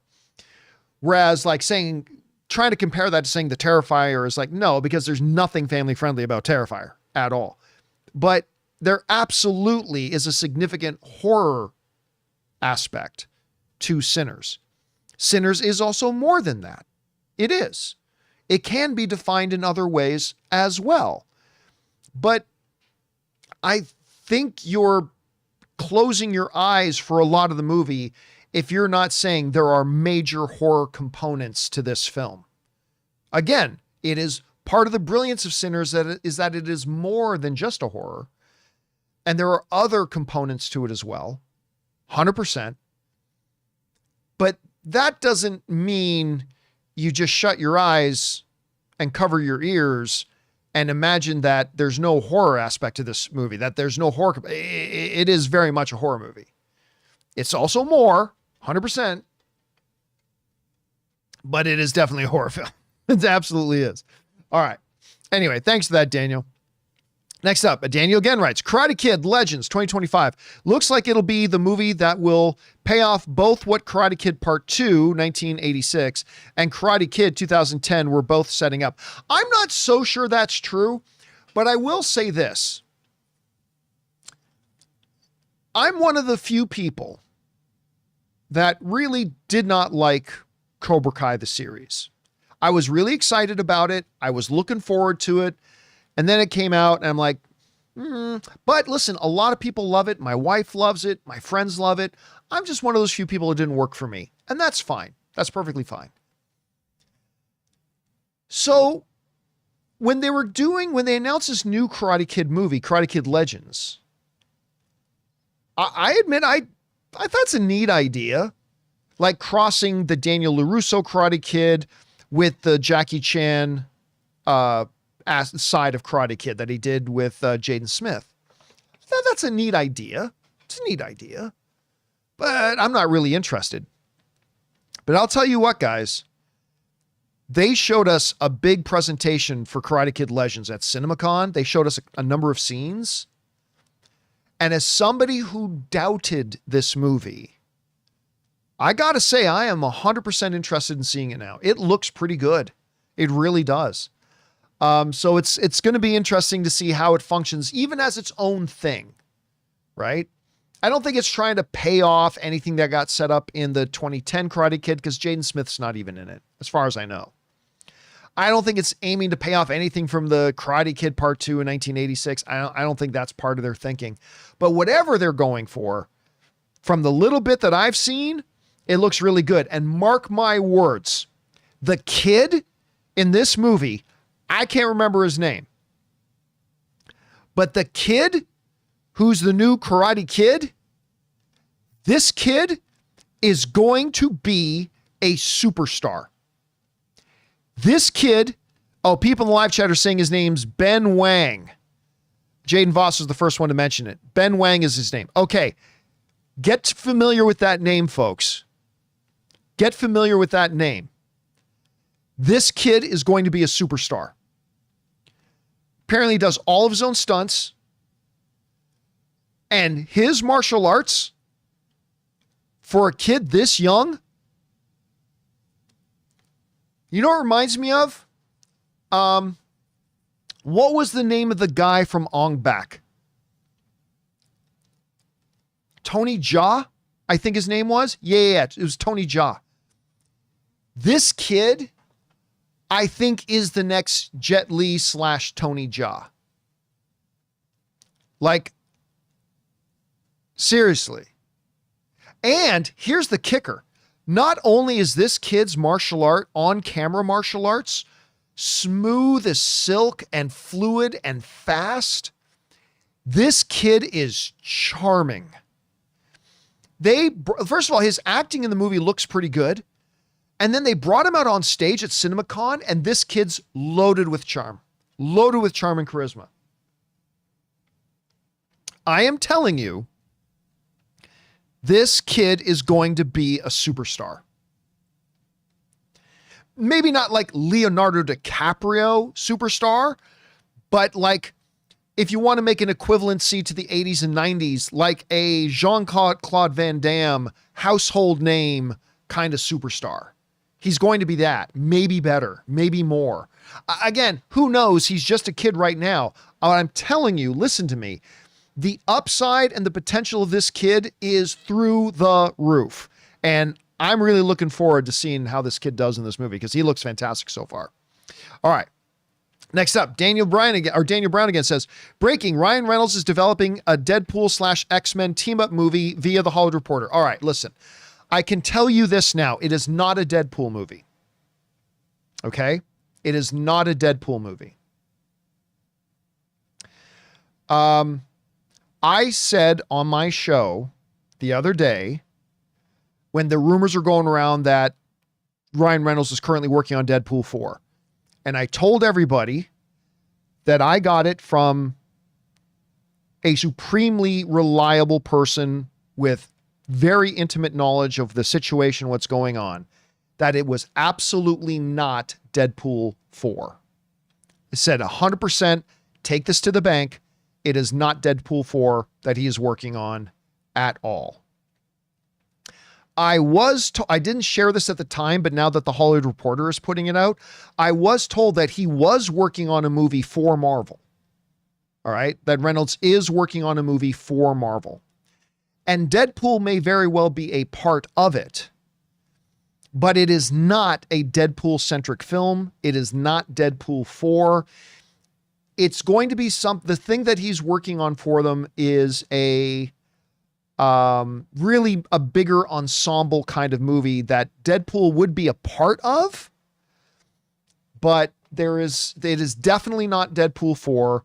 It is not a Deadpool lead film like Deadpool and Wolverine was. It's not a Deadpool lead film.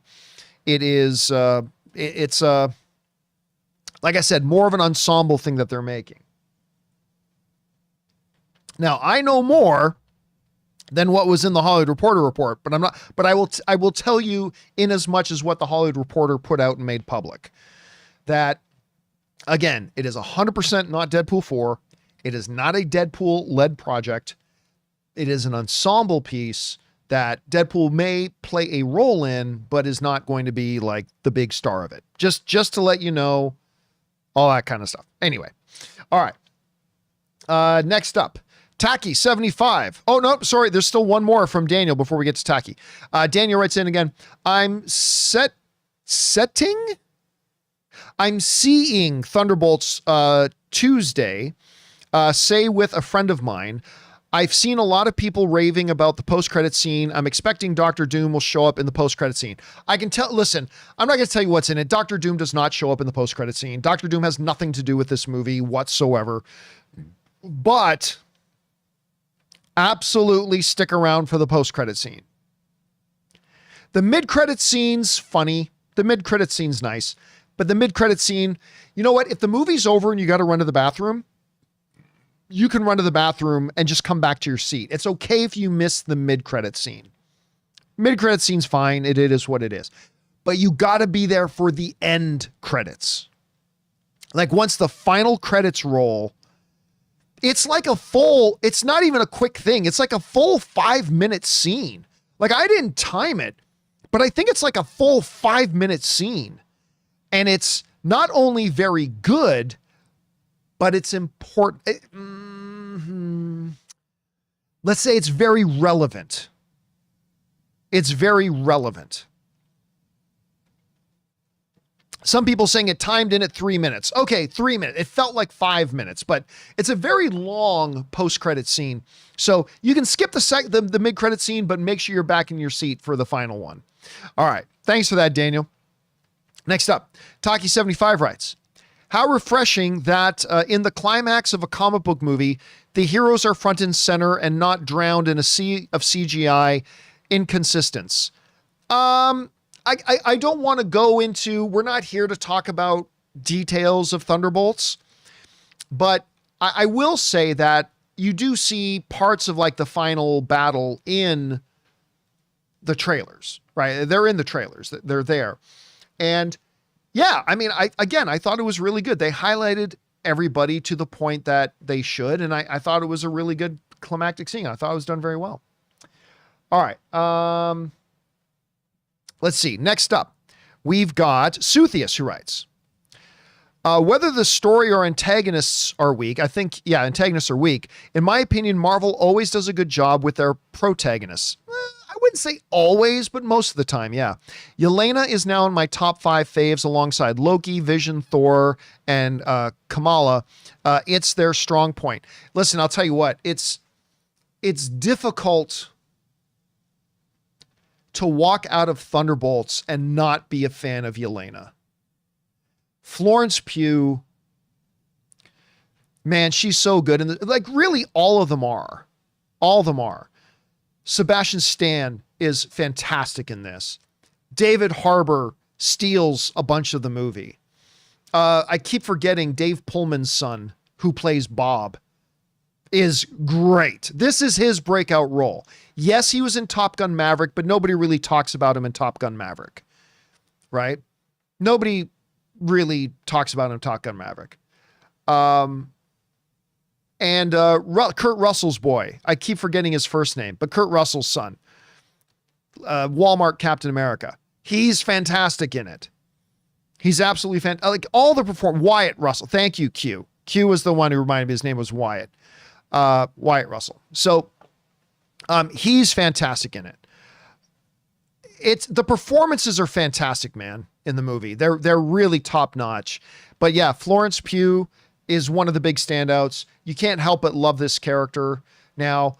And here's the cool thing. They don't try to make her the Black Widow replacement, right? They really make her feel like her own character, not just, again, a Black Widow replacement. And they did a great job with her. They really did.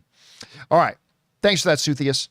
Taki75 writes, Jeff Snyder dropped the rest of the Doomsday cast in New Guardians, Loki cast, Haley plus Famke, Cumberbatch, and Theron out. Holland, Olsen, Bettany, Lily. Well, we'll see if Jeff's right. I mean, listen, Jeff is often right. He's one of the better scoopers in the business, but sometimes he's not always given the most accurate information. He always reports the information he's actually given, but sometimes he's not good. So we'll see, but I'll take a look at that. Again, like I said, I haven't had a chance to see Jeff's report. Literally, we started the show less than an hour after Ann and I pulled back into the driveway, getting back from Las Vegas, which is where we've been with my sister and my brother-in-law. And we've been out of it for almost a week.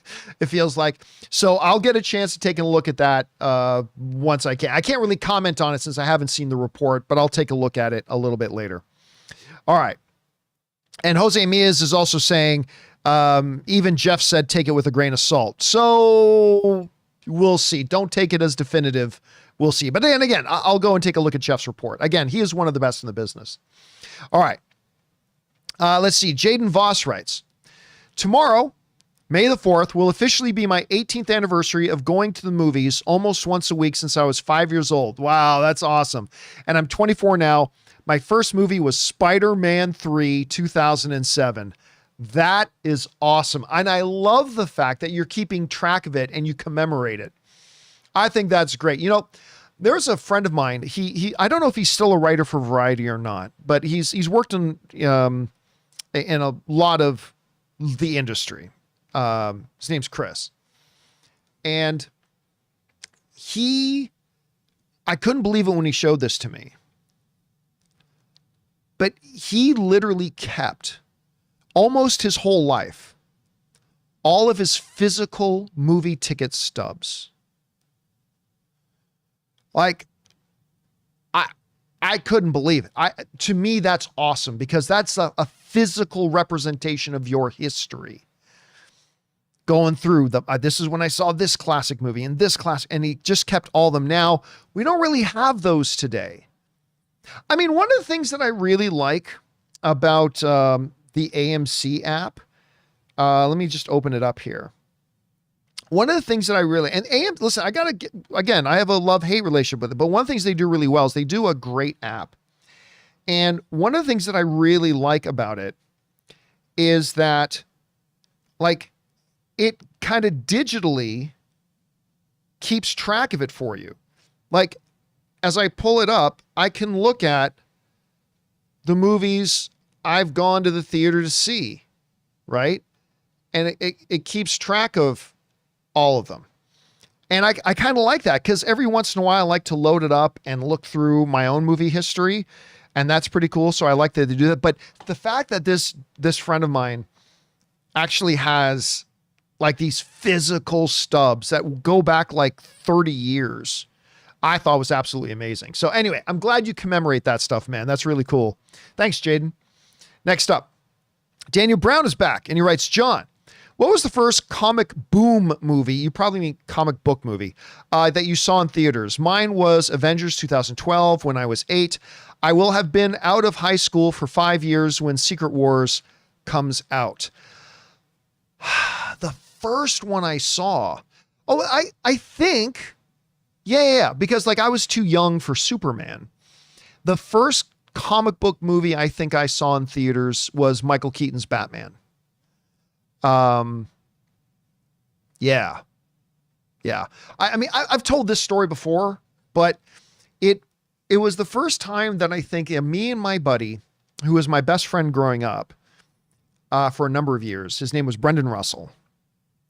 And Brendan and I, got on the Upper Ottawa bus and rode it downtown and went to, for those of you who know Hamilton, Ontario, we went to Jackson Square, Lloyd D. Jackson Square, where there was a Famous Players movie theater. Famous Players doesn't exist anymore. They merged with another company, and now we have Cineplex in Canada. Anyway, so we went down there, and it was the first time that I saw a line for a movie. And this line went all the way through the mall, outside onto the streets. Like, I'd never seen anything like that. So anyway, me and my buddy, Brendan, we went down and bought our tickets and we went to go see Batman, the Michael Keaton Batman movie. And that was, I think, the first comic book movie that I saw in movie theaters. And we were just kids. Now, as an interesting kind of extension of that, many of you guys know that when I decided to leave Collider, there were many reasons why I left, but one of the kind of spark things was that friend of mine died. And I still get kind of misty-eyed when I think about it. Anyway, he passed away and he died. And it was right then at that, that within like 2 or 3 weeks, he had passed away. And I just remembered one of the things that he would say: life's too short to not be happy. Life's too short to not make decisions that make you happy. And that, coupled with a lot of the other issues I was having, is what ultimately made me go, it's time for me to move on. And I did, and I moved on. And that was the same guy. That was the guy who I went to go see Michael Keaton's Batman with in downtown Hamilton. And Yeah.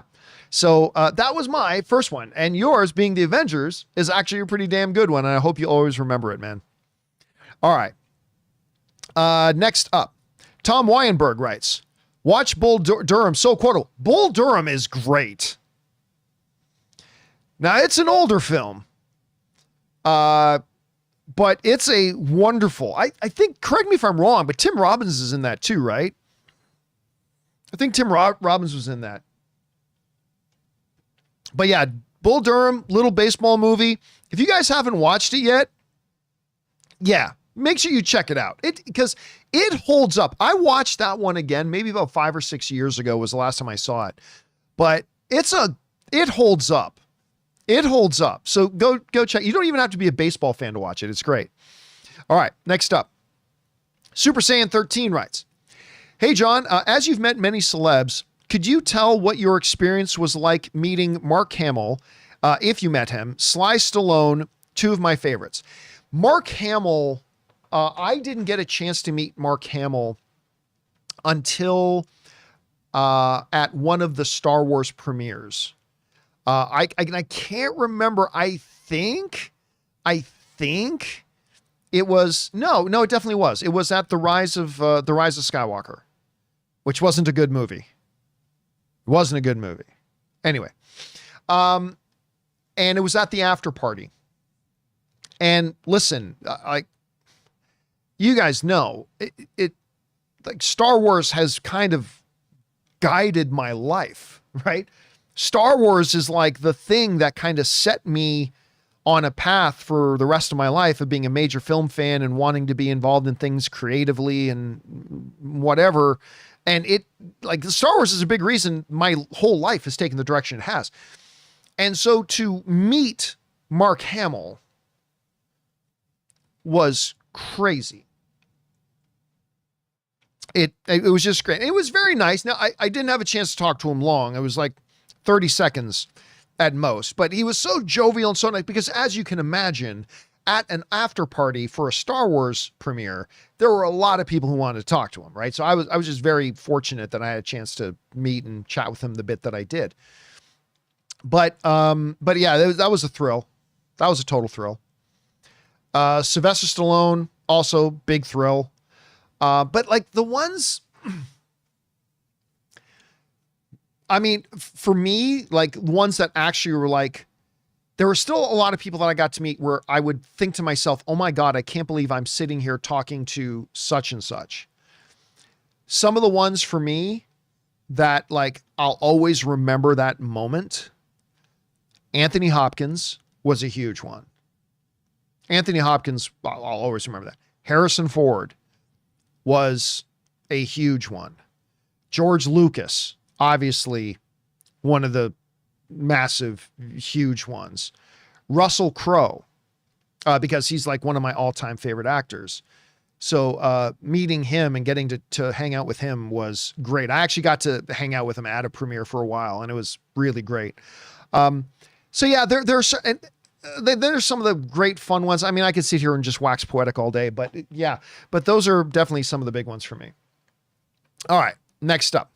Jaden Voss writes, my first double feature was Alvin and the Chipmunks and I Am Legend at the end of that year. That's an interesting double feature. You know what? I Am Legend is still a movie I still, to this day, I'm not 100% sure how I feel about it. There are things about that movie that are really bad. And there are certain things about that movie that are really fantastic. And to this day, I am still not 100% sure how I feel about it overall. Like if somebody say, hey, John, how do you feel about I Am Legend? I'm like, I'm not sure how to answer that. I'm not sure how to answer that.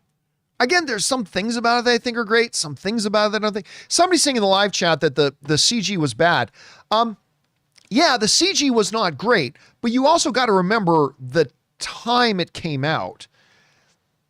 I mean, it was pretty good CG for the time, right? It wasn't bad CG for the time. So you got to remember the time that it came out and all that kind of stuff.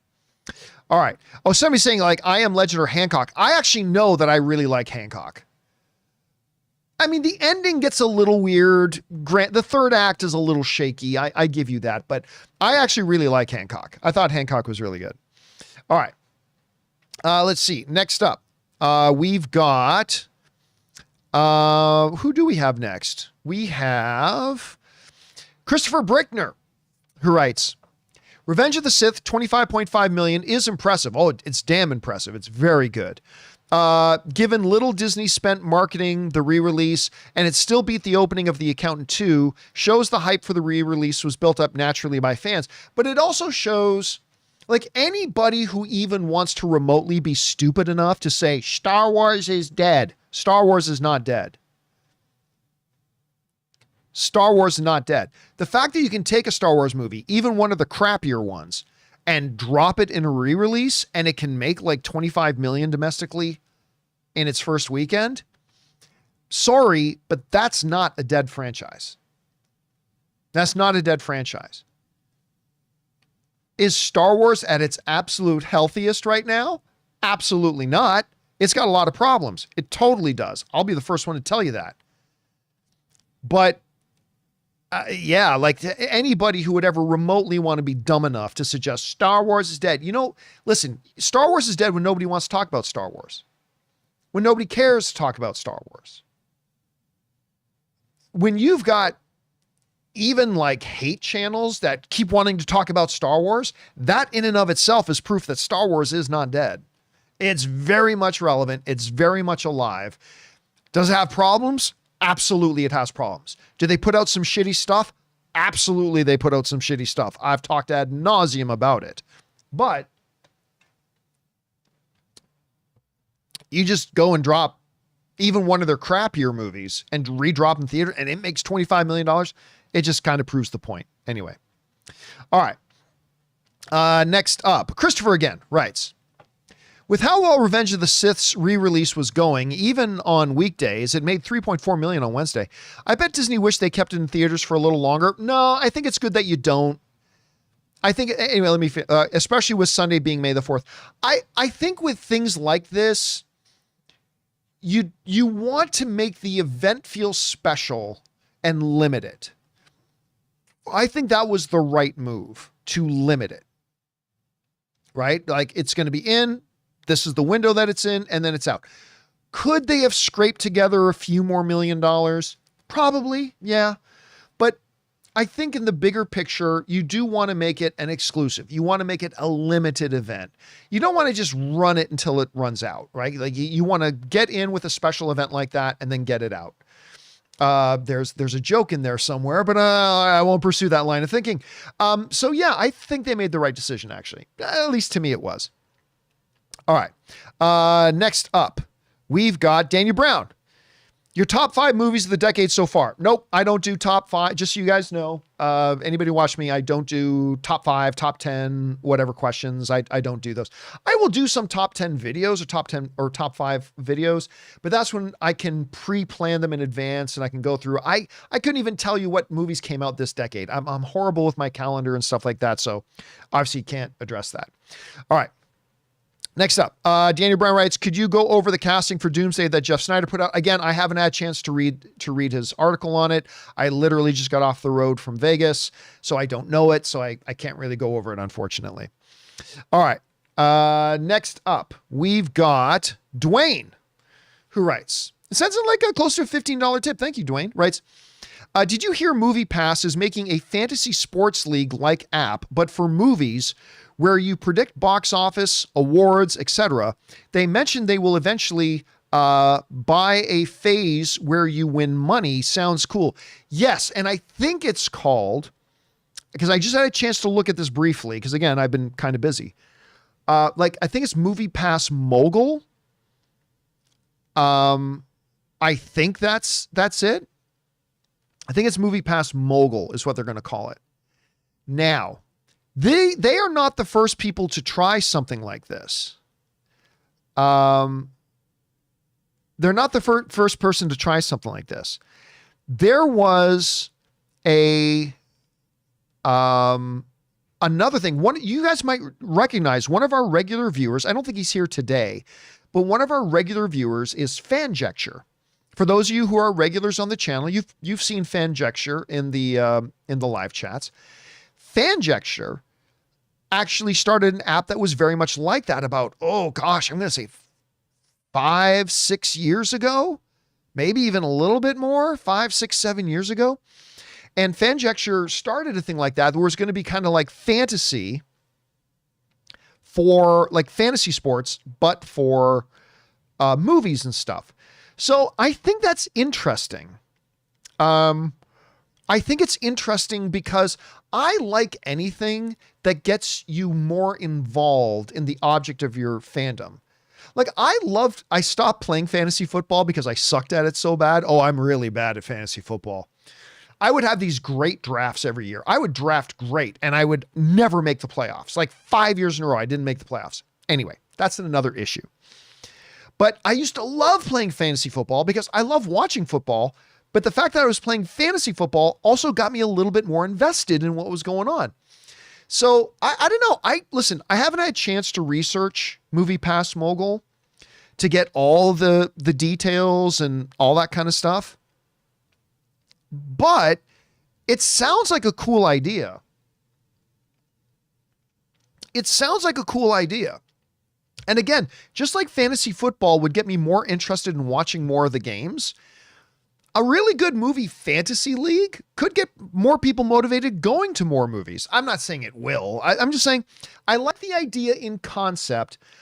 I've got to watch a full breakdown of exactly what it is because I still don't know at this point myself. I got to watch a full breakdown of what it is before I can really decide if I think it's a good idea or not. But in principle, it sounds like a fun idea. So we'll see. All right. Next up. Thanks for that, Dwayne. Next up, we got Tim R. And he writes, what would you like Fantastic Four's credit scene to me? Don't give a shit. I really couldn't care less. Post-credit scenes. I mean, listen, I've been going off on how great the post-credit scene of like Thunderbolts is, and it's great. But if it wasn't there, it really wouldn't change anything. If it wasn't there, it really wouldn't change anything. I get a kick out of watching post-credit scenes, but I don't think they're important. I really don't. I like them. I enjoy hanging around in the credits and having a bonus little thing come up, but do I think they're important? Never. I've never thought they were important. I still don't think they're important. And here's the other thing. To try to say about what I want the Fantastic Four post-credits, I don't even know what happens in the movie yet. I don't know what happens in the movie. So how can I say at this point what I want to have happen in the post-credit scene of Fantastic Four when I haven't even seen the movie yet? I'm going to have to see the movie and then kind of start to guess in my head. You know what I'm talking about, Tim? Where I'm going to have to like have in the back of my head going, now what do I think would be nice to have in the post-credit scene of this movie?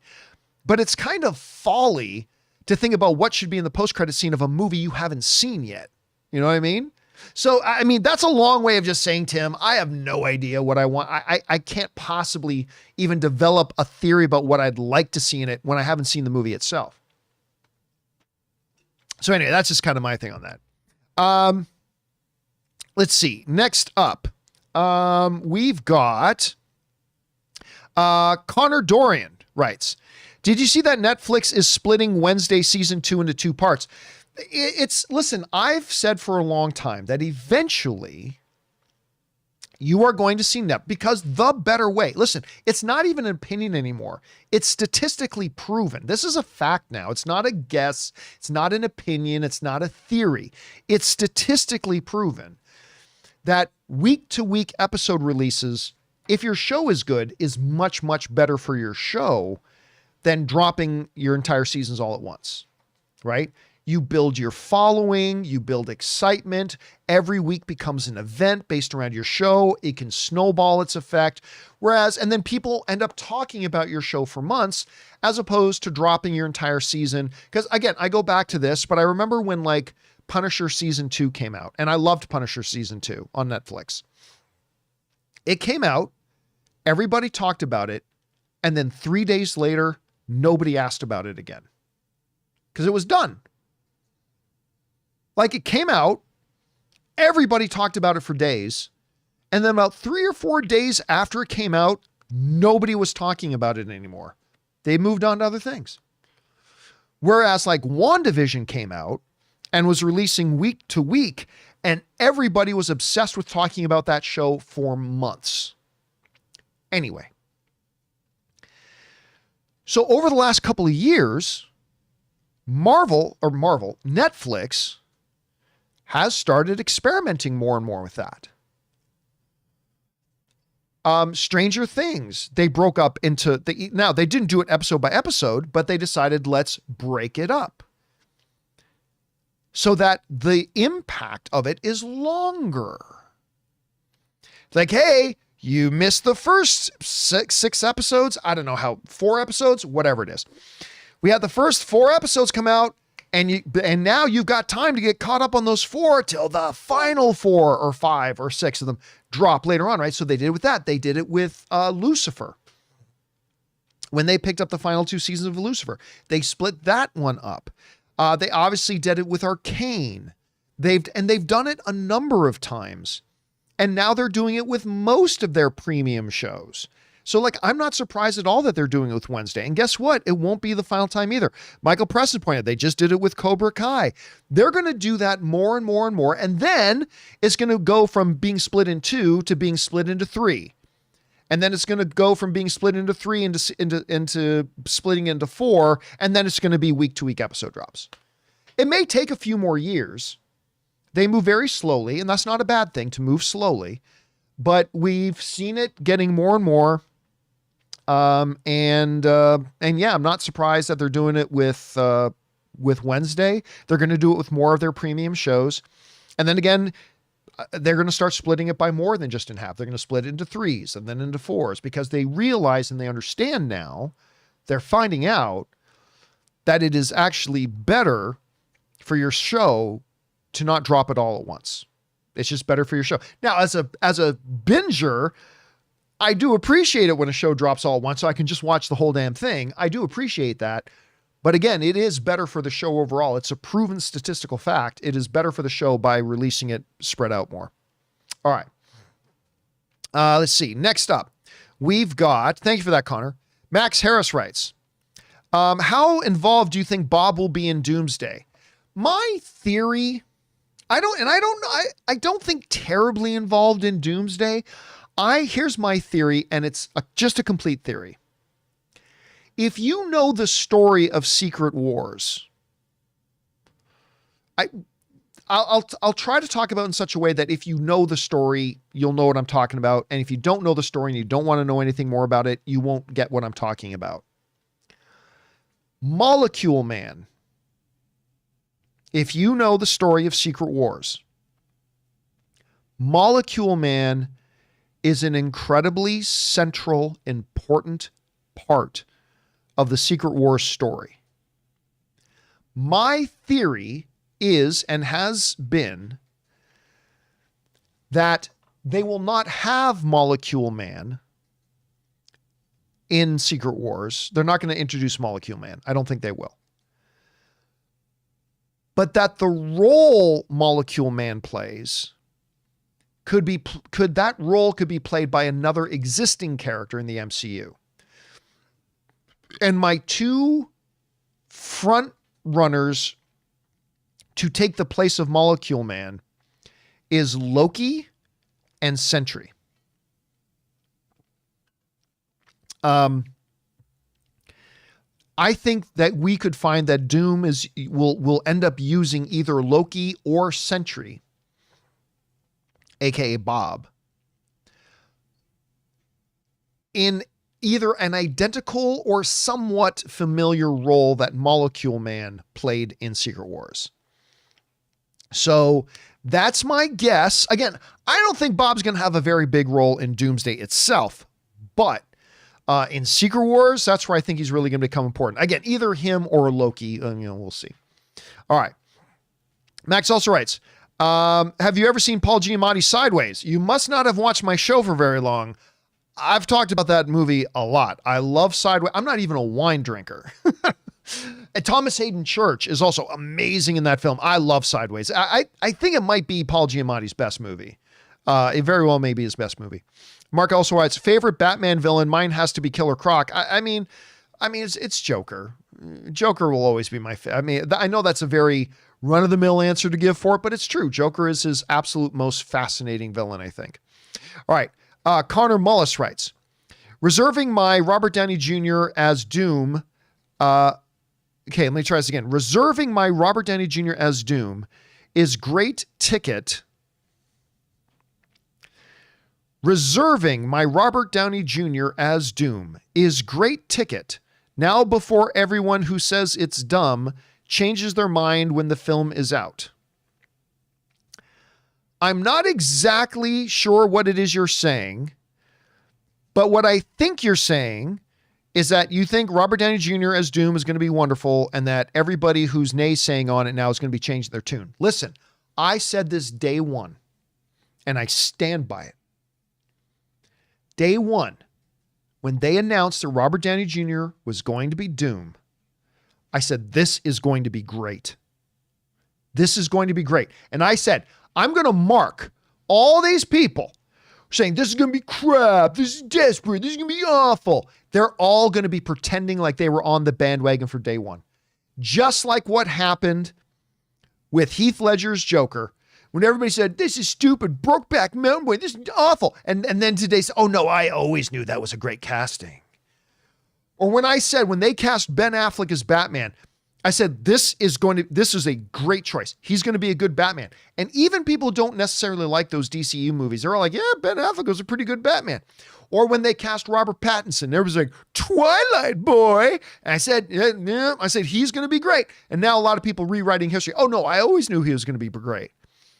I tell you this now, there's going to be a lot of rewriting history when we see Robert Downey Jr. as Victor Von Doom. There are going to be a lot of people rewriting history and saying, oh yeah, well, we always knew this was going to be great. No, you did not. Anyway. So I agree. I think he's going to be great. I clearly they're only doing it because they have a great story in mind for it. This is going to be great. People are going to love it. And then we'll go. All right. Next up, Subwire says, go Leafs, go. Damn right. God's team. God's team. The Almighty is in heaven wearing his blue and white and cheering. Now, he's not making them win. He's letting them carry it out themselves, but he's up there chanting, go Leafs, go. And they finally won a damn playoff series. They advanced to the next round. Very excited about that. All right. Next up, Jacob H. writes, John, you got to get on the rehearsal. Yeah, I've heard it's pretty good. I listen, my TV watching dance card is pretty full, but I've had a number of people tell me I should check out the rehearsal. I will do my best to try to get on that. All right. C. Black writes, Feige said he has a 10-year plan for X-Men. Thoughts? Everything with Kevin Feige's normally been between 5 and 10-year plan. So for him to say he's got a 10-year plan for X-Men, I don't believe he's going to be around for all of it. I still think he's going to be leaving fairly soon. To be fair, I thought there was a good chance he'd be gone by like 2023 and he's still here. So he's probably going to be around for at least a couple more years, but I really don't see him being at Marvel for too much longer. I could be right about that. Could be wrong, but I just think he's accomplished everything you can possibly accomplish with them. Like he's the biggest box office films of all time. I think like $17 billion films. He's had a movie nominated for Best Picture at the Academy Awards. There's nothing left for him to do. It's time for him to move on to another challenge. But if he's doing his job, he should have planned out for the next 10 years. That doesn't mean he's going to be there to do it, but you should at least plan it out, but we'll see. All right. Benjamin Good writes, I would prefer more of a Lincoln-esque biopic as opposed to a Hamilton musical adaptation. Cherno also wrote a Grant biography. Would love to see that too. Yeah, but here's the thing. If you were to make a biopic-esque thing of Hamilton, the majority of film goers are going to go, why didn't you just make the musical? I mean, that's the truth, right? It's like when they did the Liam Neeson Les Mis movie, which I thought was a pretty good adaptation, to be honest with you. But they made the Liam Neeson, he played Jean Valjean in it. And I think Jeffrey Rush played Javert, right? That was Jeffrey Rush who played Javert in that, right? I might be right, might be wrong. Anyway, saying that a lot of people said, why did you make this movie? It's a musical. Why didn't you do it as the thing? And I think with today's culture and today's audience, with how big Hamilton is, I think if you tried to do a Lincoln-esque biopic, which I would be interested in too, by the way, I think you just get a lot of film fans going, wait a minute, why not just do Hamilton? Like the one that's become world famous that everybody loves. Why not do that? That's what I think people's reaction would be. But anyway, who knows? Again, I'd be with you that I'd be interested in myself too, Benjamin. All right, next up. Subwire sends in a $28 super chat. Thank you, Subwire. And Subwire writes, did you hear about the new Andy Serkis animated film, Animal Farm? Yep, there's been a lot of talk about that. Seth Rogen and Iman Vellani are in it. It's her first role outside of Ms. Marvel. I'm excited to see her again. Now, listen, they didn't actually talk about Animal Farm at CinemaCon, so I still don't know a lot about it, except that we've been talking for a couple of years now that Andy Serkis is doing this Animal Farm movie, and I still don't know much about it. I do know this. I think Andy Serkis is a really gifted director. And I just love him as whether he's performing, motion capture, live on camera as an actor, directing, I think he's great. So whatever he does, I'll be interested in, and I'll definitely be interested. But again, it's one of those films where right now they didn't talk a lot about it at CinemaCon. I still don't know very much about it. So I'm anxious to find out more. I am anxious to find out more. Now, Jaden Voss is saying, now this was not one we read in school, in Canadian school, but Jaden was saying, I love the Animal Farm book that we read in school. I've heard from a lot of people that it's a book that a lot of people read. Wasn't part of our curriculum in Canadian schools. So I'll just have to sit around, Subwire, and wait like everybody else. And again, Subwire, thank you so much for tipping in that much and supporting our channel on that level, dude. It is very, very appreciated. All right. Speaking of $20 super chats, Laura Howard sends one in. Thank you, Laura. And Laura writes, I have a weird theory that they will use Sentry to introduce X-Men thoughts. I don't see how. I don't see how Sentry does that. Sentry's not a mutant, not really connected in that way with them. So, I mean, listen, they've already kind of been planting seeds about mutants and mutations. We've already had Photon go into another universe at the end of the Marvels, and the X-Men and mutants are there. So they've already kind of introduced them. So, and even if you don't consider that the threshold of them introducing the X-Men, which it kind of is, but if you don't consider that, I really don't see how Sentry, how Sentry would be connected to that in any way. So I'm going to disagree with you, but it's certainly not impossible, Lore. It's not impossible. It's something they could do. But Sentry's powers are practically limitless. So they could come up with something, but there's just no natural connection historically between them. So I wouldn't, my guess is no, but who knows? You might be right. We'll find out. Thank you, Laura. Appreciate that very much. All right. Suthius writes, what I've noticed is that even among the people who have pretty much given up on the MCU are surprised with Thunderbolts and say it's really good. It is really good. Again, all film is subjective, of course, and everybody will have different opinions on it, and that's perfectly fine. Nothing wrong with that. But it is crazy how many people are watching and loving Thunderbolts. As a matter of fact, let me see if I can bring this up. I'm not sure I'm going to be able to, but I'm going to try. Yeah. Check this out. Like, Thunderbolts has an 88% critic rating, and that's really good. That's great. But it has a 95% audience rating. That means 95%. And by the way, these are verified votes, which means these aren't just random losers who haven't seen the movie going on and hitting 0 or hitting 10. This is actual verified they actually bought tickets to the film and saw the film. And with over 1,000 verified votes, 95% of the audience says they like it.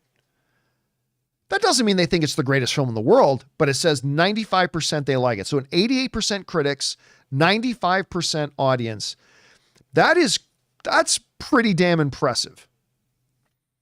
That's pretty damn impressive. Somebody's asking, what is it on IMDb? Again, nobody should care. Nobody should care about what it is on IMDb, because IMDb is meaningless, because anybody who hasn't even seen the movie can go, well, I hate girls, so 0. This one stars a girl, so 0. Or I hate Marvel, so 0, even though they haven't seen it. That's why you should never, ever, ever, ever pay any attention to what the IMDb score is, because anybody who's never even seen the movie can just go and vote. And that's pointless.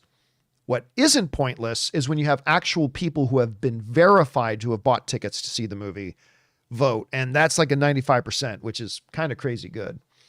All right. Next up, we've got Philip, who just sends in a super chat just to be supportive, not even a message. Thank you, Philip. Appreciate that, man. That's very kind of you, dude. Thank you. Big Mouth Stan writes, John, what did you think of the Smashing Machine trailer? The Rock looks unrecognizable in it. He really transformed into Mark Kerr. Listen, I have always been a big fan of Dwayne Johnson. And while I think he has evolved himself into a very respectable actor, I've always said, like, he's never going to be an Academy level actor, obviously, but when you look at movies like Faster and Snitch and stuff like that, you see he's actually really developed his acting ability. And he is a very legitimately Hollywood serviceable actor. And then he's got all the benefits of being The Rock to come along with it, right? But this Smashing Machine trailer, this really ups the bar. Again, it's just a trailer. But come on, he looks really good in it. I'm not talking visual. I mean, the performance looks really good in it. And it's almost as extreme as Colin Farrell as the Penguin. I did not recognize the dude. I looked at him and I'm like, that is not Dwayne Johnson. That's not The Rock. And sure enough, it is. But the prosthetics and the makeup aside, again, it's just a trailer, but from what little we saw in the trailer, the performance looks really good. So, ultimately we'll see. We'll see how it all works out. All right. Thanks, Big Mouth Stan. Next up, Abe Torres writes, am I crazy to say Brave New World is my recent favorite MCU aside from Shang-Chi and Guardians 3? Like, I'm a big fan of Falcon since the Superhero Squad show. Love you, John. Tuesday, I'm a watch Thunderbolts. Look, I did not like Captain America Brave New World, right? As big of a fan as I am of Anthony Mackie, who is awesome, and I really like the Sam Wilson character, I did not think the movie was very good. But that doesn't mean you can't like the movie. You are not crazy for liking whatever movie you like. Movies are art, and art hits us all in different, unique ways. Okay? I've said this before. You can have 10 people in a gallery standing around a painting, and all 10 people will see 10 different things. Or 10 different things will jump out at them, or it will make an impact on them in 10 different ways. Movies are no different. Movies hit us all in unique, different ways. And if you watch that movie and it impacted you in such a way that you really enjoyed it, that is not crazy. That doesn't mean I have to share the same experience that you did. I didn't. Like, I watched the movie. I wanted to like it, but it didn't work for me. Okay. I didn't think it was very good, but that in no way makes you crazy if you did like it. If you liked it, that's great. I wish I did too. But I really did not. I really did not at all. All right.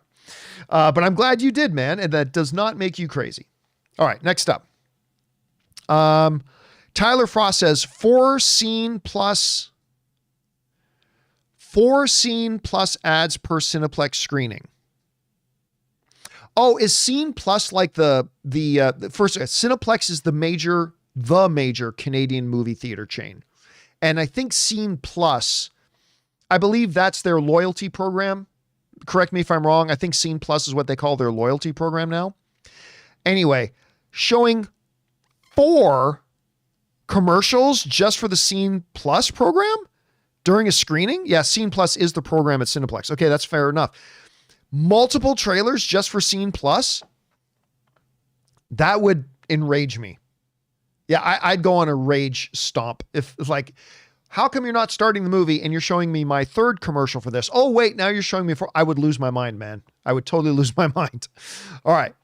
Dwayne writes, hey, John, another simple favor, the second simple favor, dropped on Amazon this weekend. Wish they'd put it in theaters. I'm going to watch it soon. What about you? Listen, Paul Feig, his movie that he did with Anna. Oh, what's her name? Why am I freezing on her name? From the Pitch Perfect movies. Help me out, guys. What's her? It's Anna Kendrick. Thank you. The Fanboy is first. Jaden Voss was the first one. No, Cord Cutter Cam was the first one. It's Anna Kendrick. Anna Kendrick, Blake Lively, Henry Golding, directed by Paul Feig, the guy who directed Bridesmaids. That is an underappreciated little gem of a movie. That is a wonderful little movie. I really love A Simple Favor. And so I was really excited when they announced they were doing another one, but then very disappointed when I found out that it was just going to go straight to streaming. So anyway, listen, I love the first film, excited to see the second one. Obviously, again, just got back from Vegas an hour before we started the show. Haven't had a chance to watch it yet. But yeah, I really do wish they had put it out in, theaters. Simple Favor is a really great little film. I enjoyed it a lot. All right. Next up, Chris Hunt writes, Goon's great. There should be a Terry Ryan biopic. If you're talking about the Goon, the hockey movie, that was a fun little movie. That was a fun one. If you're going to make a biopic, though, about an NHL, they don't call them goons. They call them enforcers. All right. And they don't have many enforcers left in the NHL. But, 10, 20 years ago, every team had a role for what they would call an enforcer. And the enforcer was like just the guy on your team that would make sure players on the other team didn't try to injure or hurt your star players. Because it would always happen. Dave Semenko. And there were other great enforcers in the game, but Dave Semenko was like the enforcer's enforcer. His nickname, some people would call him Cement Head. But when he was on the Edmonton Oilers with Wayne Gretzky, the greatest professional athlete of all time, I'm sorry, you can have whatever argument you want. You can say Michael Jordan, you can say Tom Brady, you can say whatever. I'll just bring up all the actual statistical data. There is no argument. Wayne Gretzky easily and by far is the greatest professional athlete of all time. He just is. He just is. Anyway. But when Wayne Gretzky was on the Edmonton Oilers and Dave Semenko was on the team, Semenko didn't get a lot of ice time. But when Wayne Gretzky was on the ice, if somebody on the other team laid an overly aggressive body check on Gretzky, you knew. Here comes Dave Semenko. And Dave Semenko, the next time that player was on the ice, whoever was that was inappropriately aggressive with Wayne Gretzky, Dave Semenko would come on the ice and you knew what was going to happen. Dave Semenko would hunt down that guy that hit Gretzky too hard and beat the living shit out of them. Everybody knew it. You don't get overly hey, listen, Wayne Gretzky's a player on the ice. If you got a shot to body check him, you body check him. That was fair. But if you got overly aggressive with Gretzky, Dave Semenko would get on the ice and your ticket was punched. You're done. Dave Semenko would come out and beat the living shit out of you. And he was so beloved by the fans, by his team, that if I remember correctly, one year Wayne Gretzky won like the MVP of the NHL All-Star game. And at that time, one of the things, if you were named MVP, you got like this new truck or something like that. They bring it on the ice, you get this new truck, right? It's a little prize for winning MVP. And he gave the truck to Dave Semenko. He gave the truck to Dave Semenko.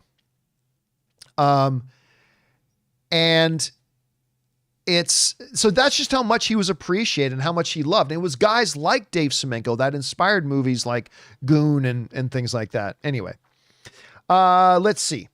Next up, and our final question of the day, because, I forgot to announce, I turned off the super chats ages ago. Sorry, guys. I turned off the super chats when we went and took our break. So sorry, I forgot to announce that. My apologies, guys.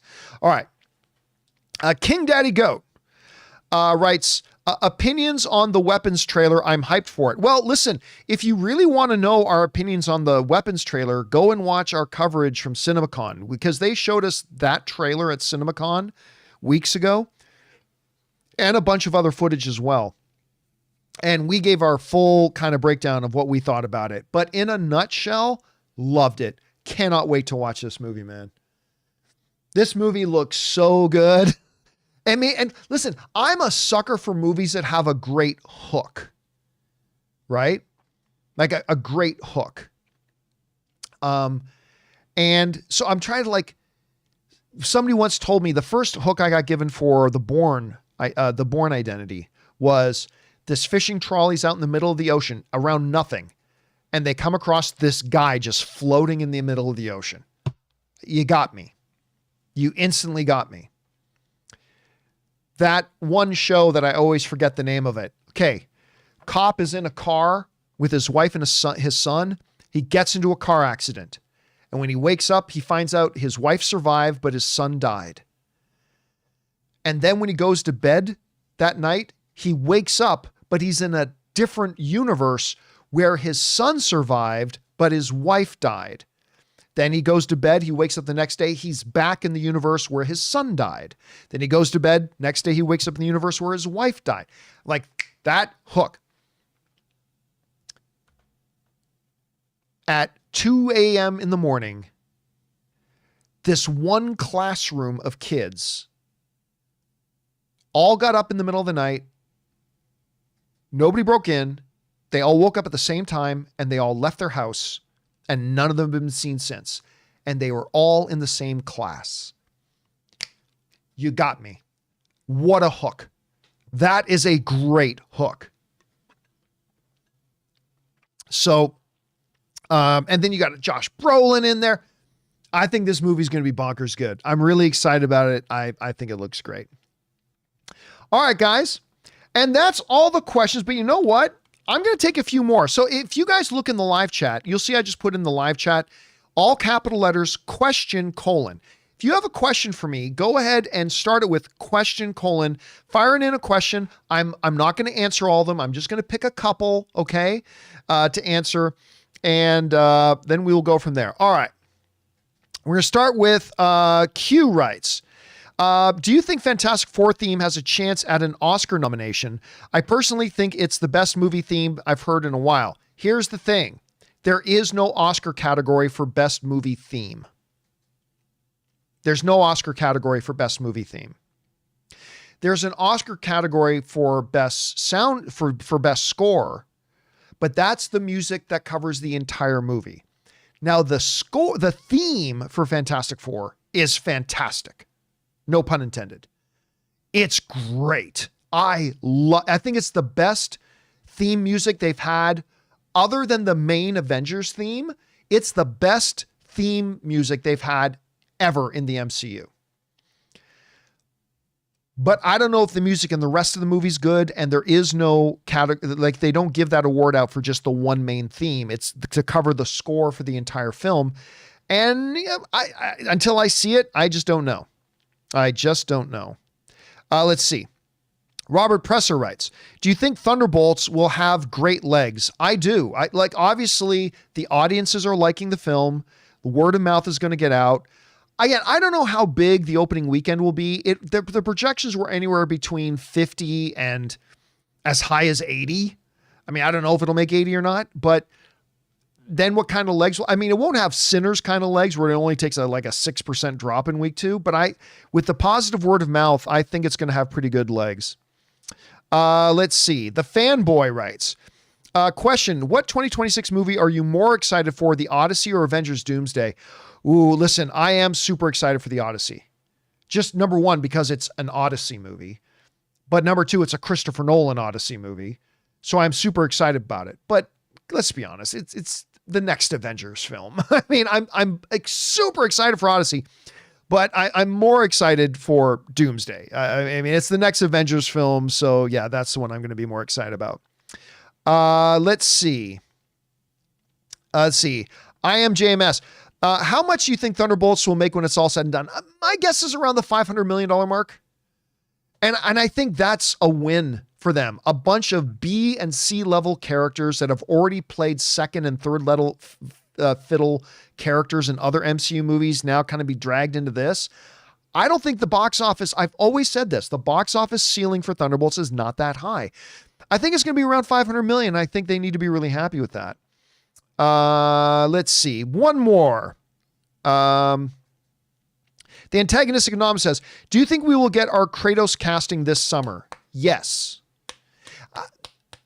I think under a lot of circumstances they don't need to, but since you're really going to be building your show around this character, I think you got to get the casting done sooner rather than later for him, because you're really going to tailor a lot of the show to the strengths of the performer playing him.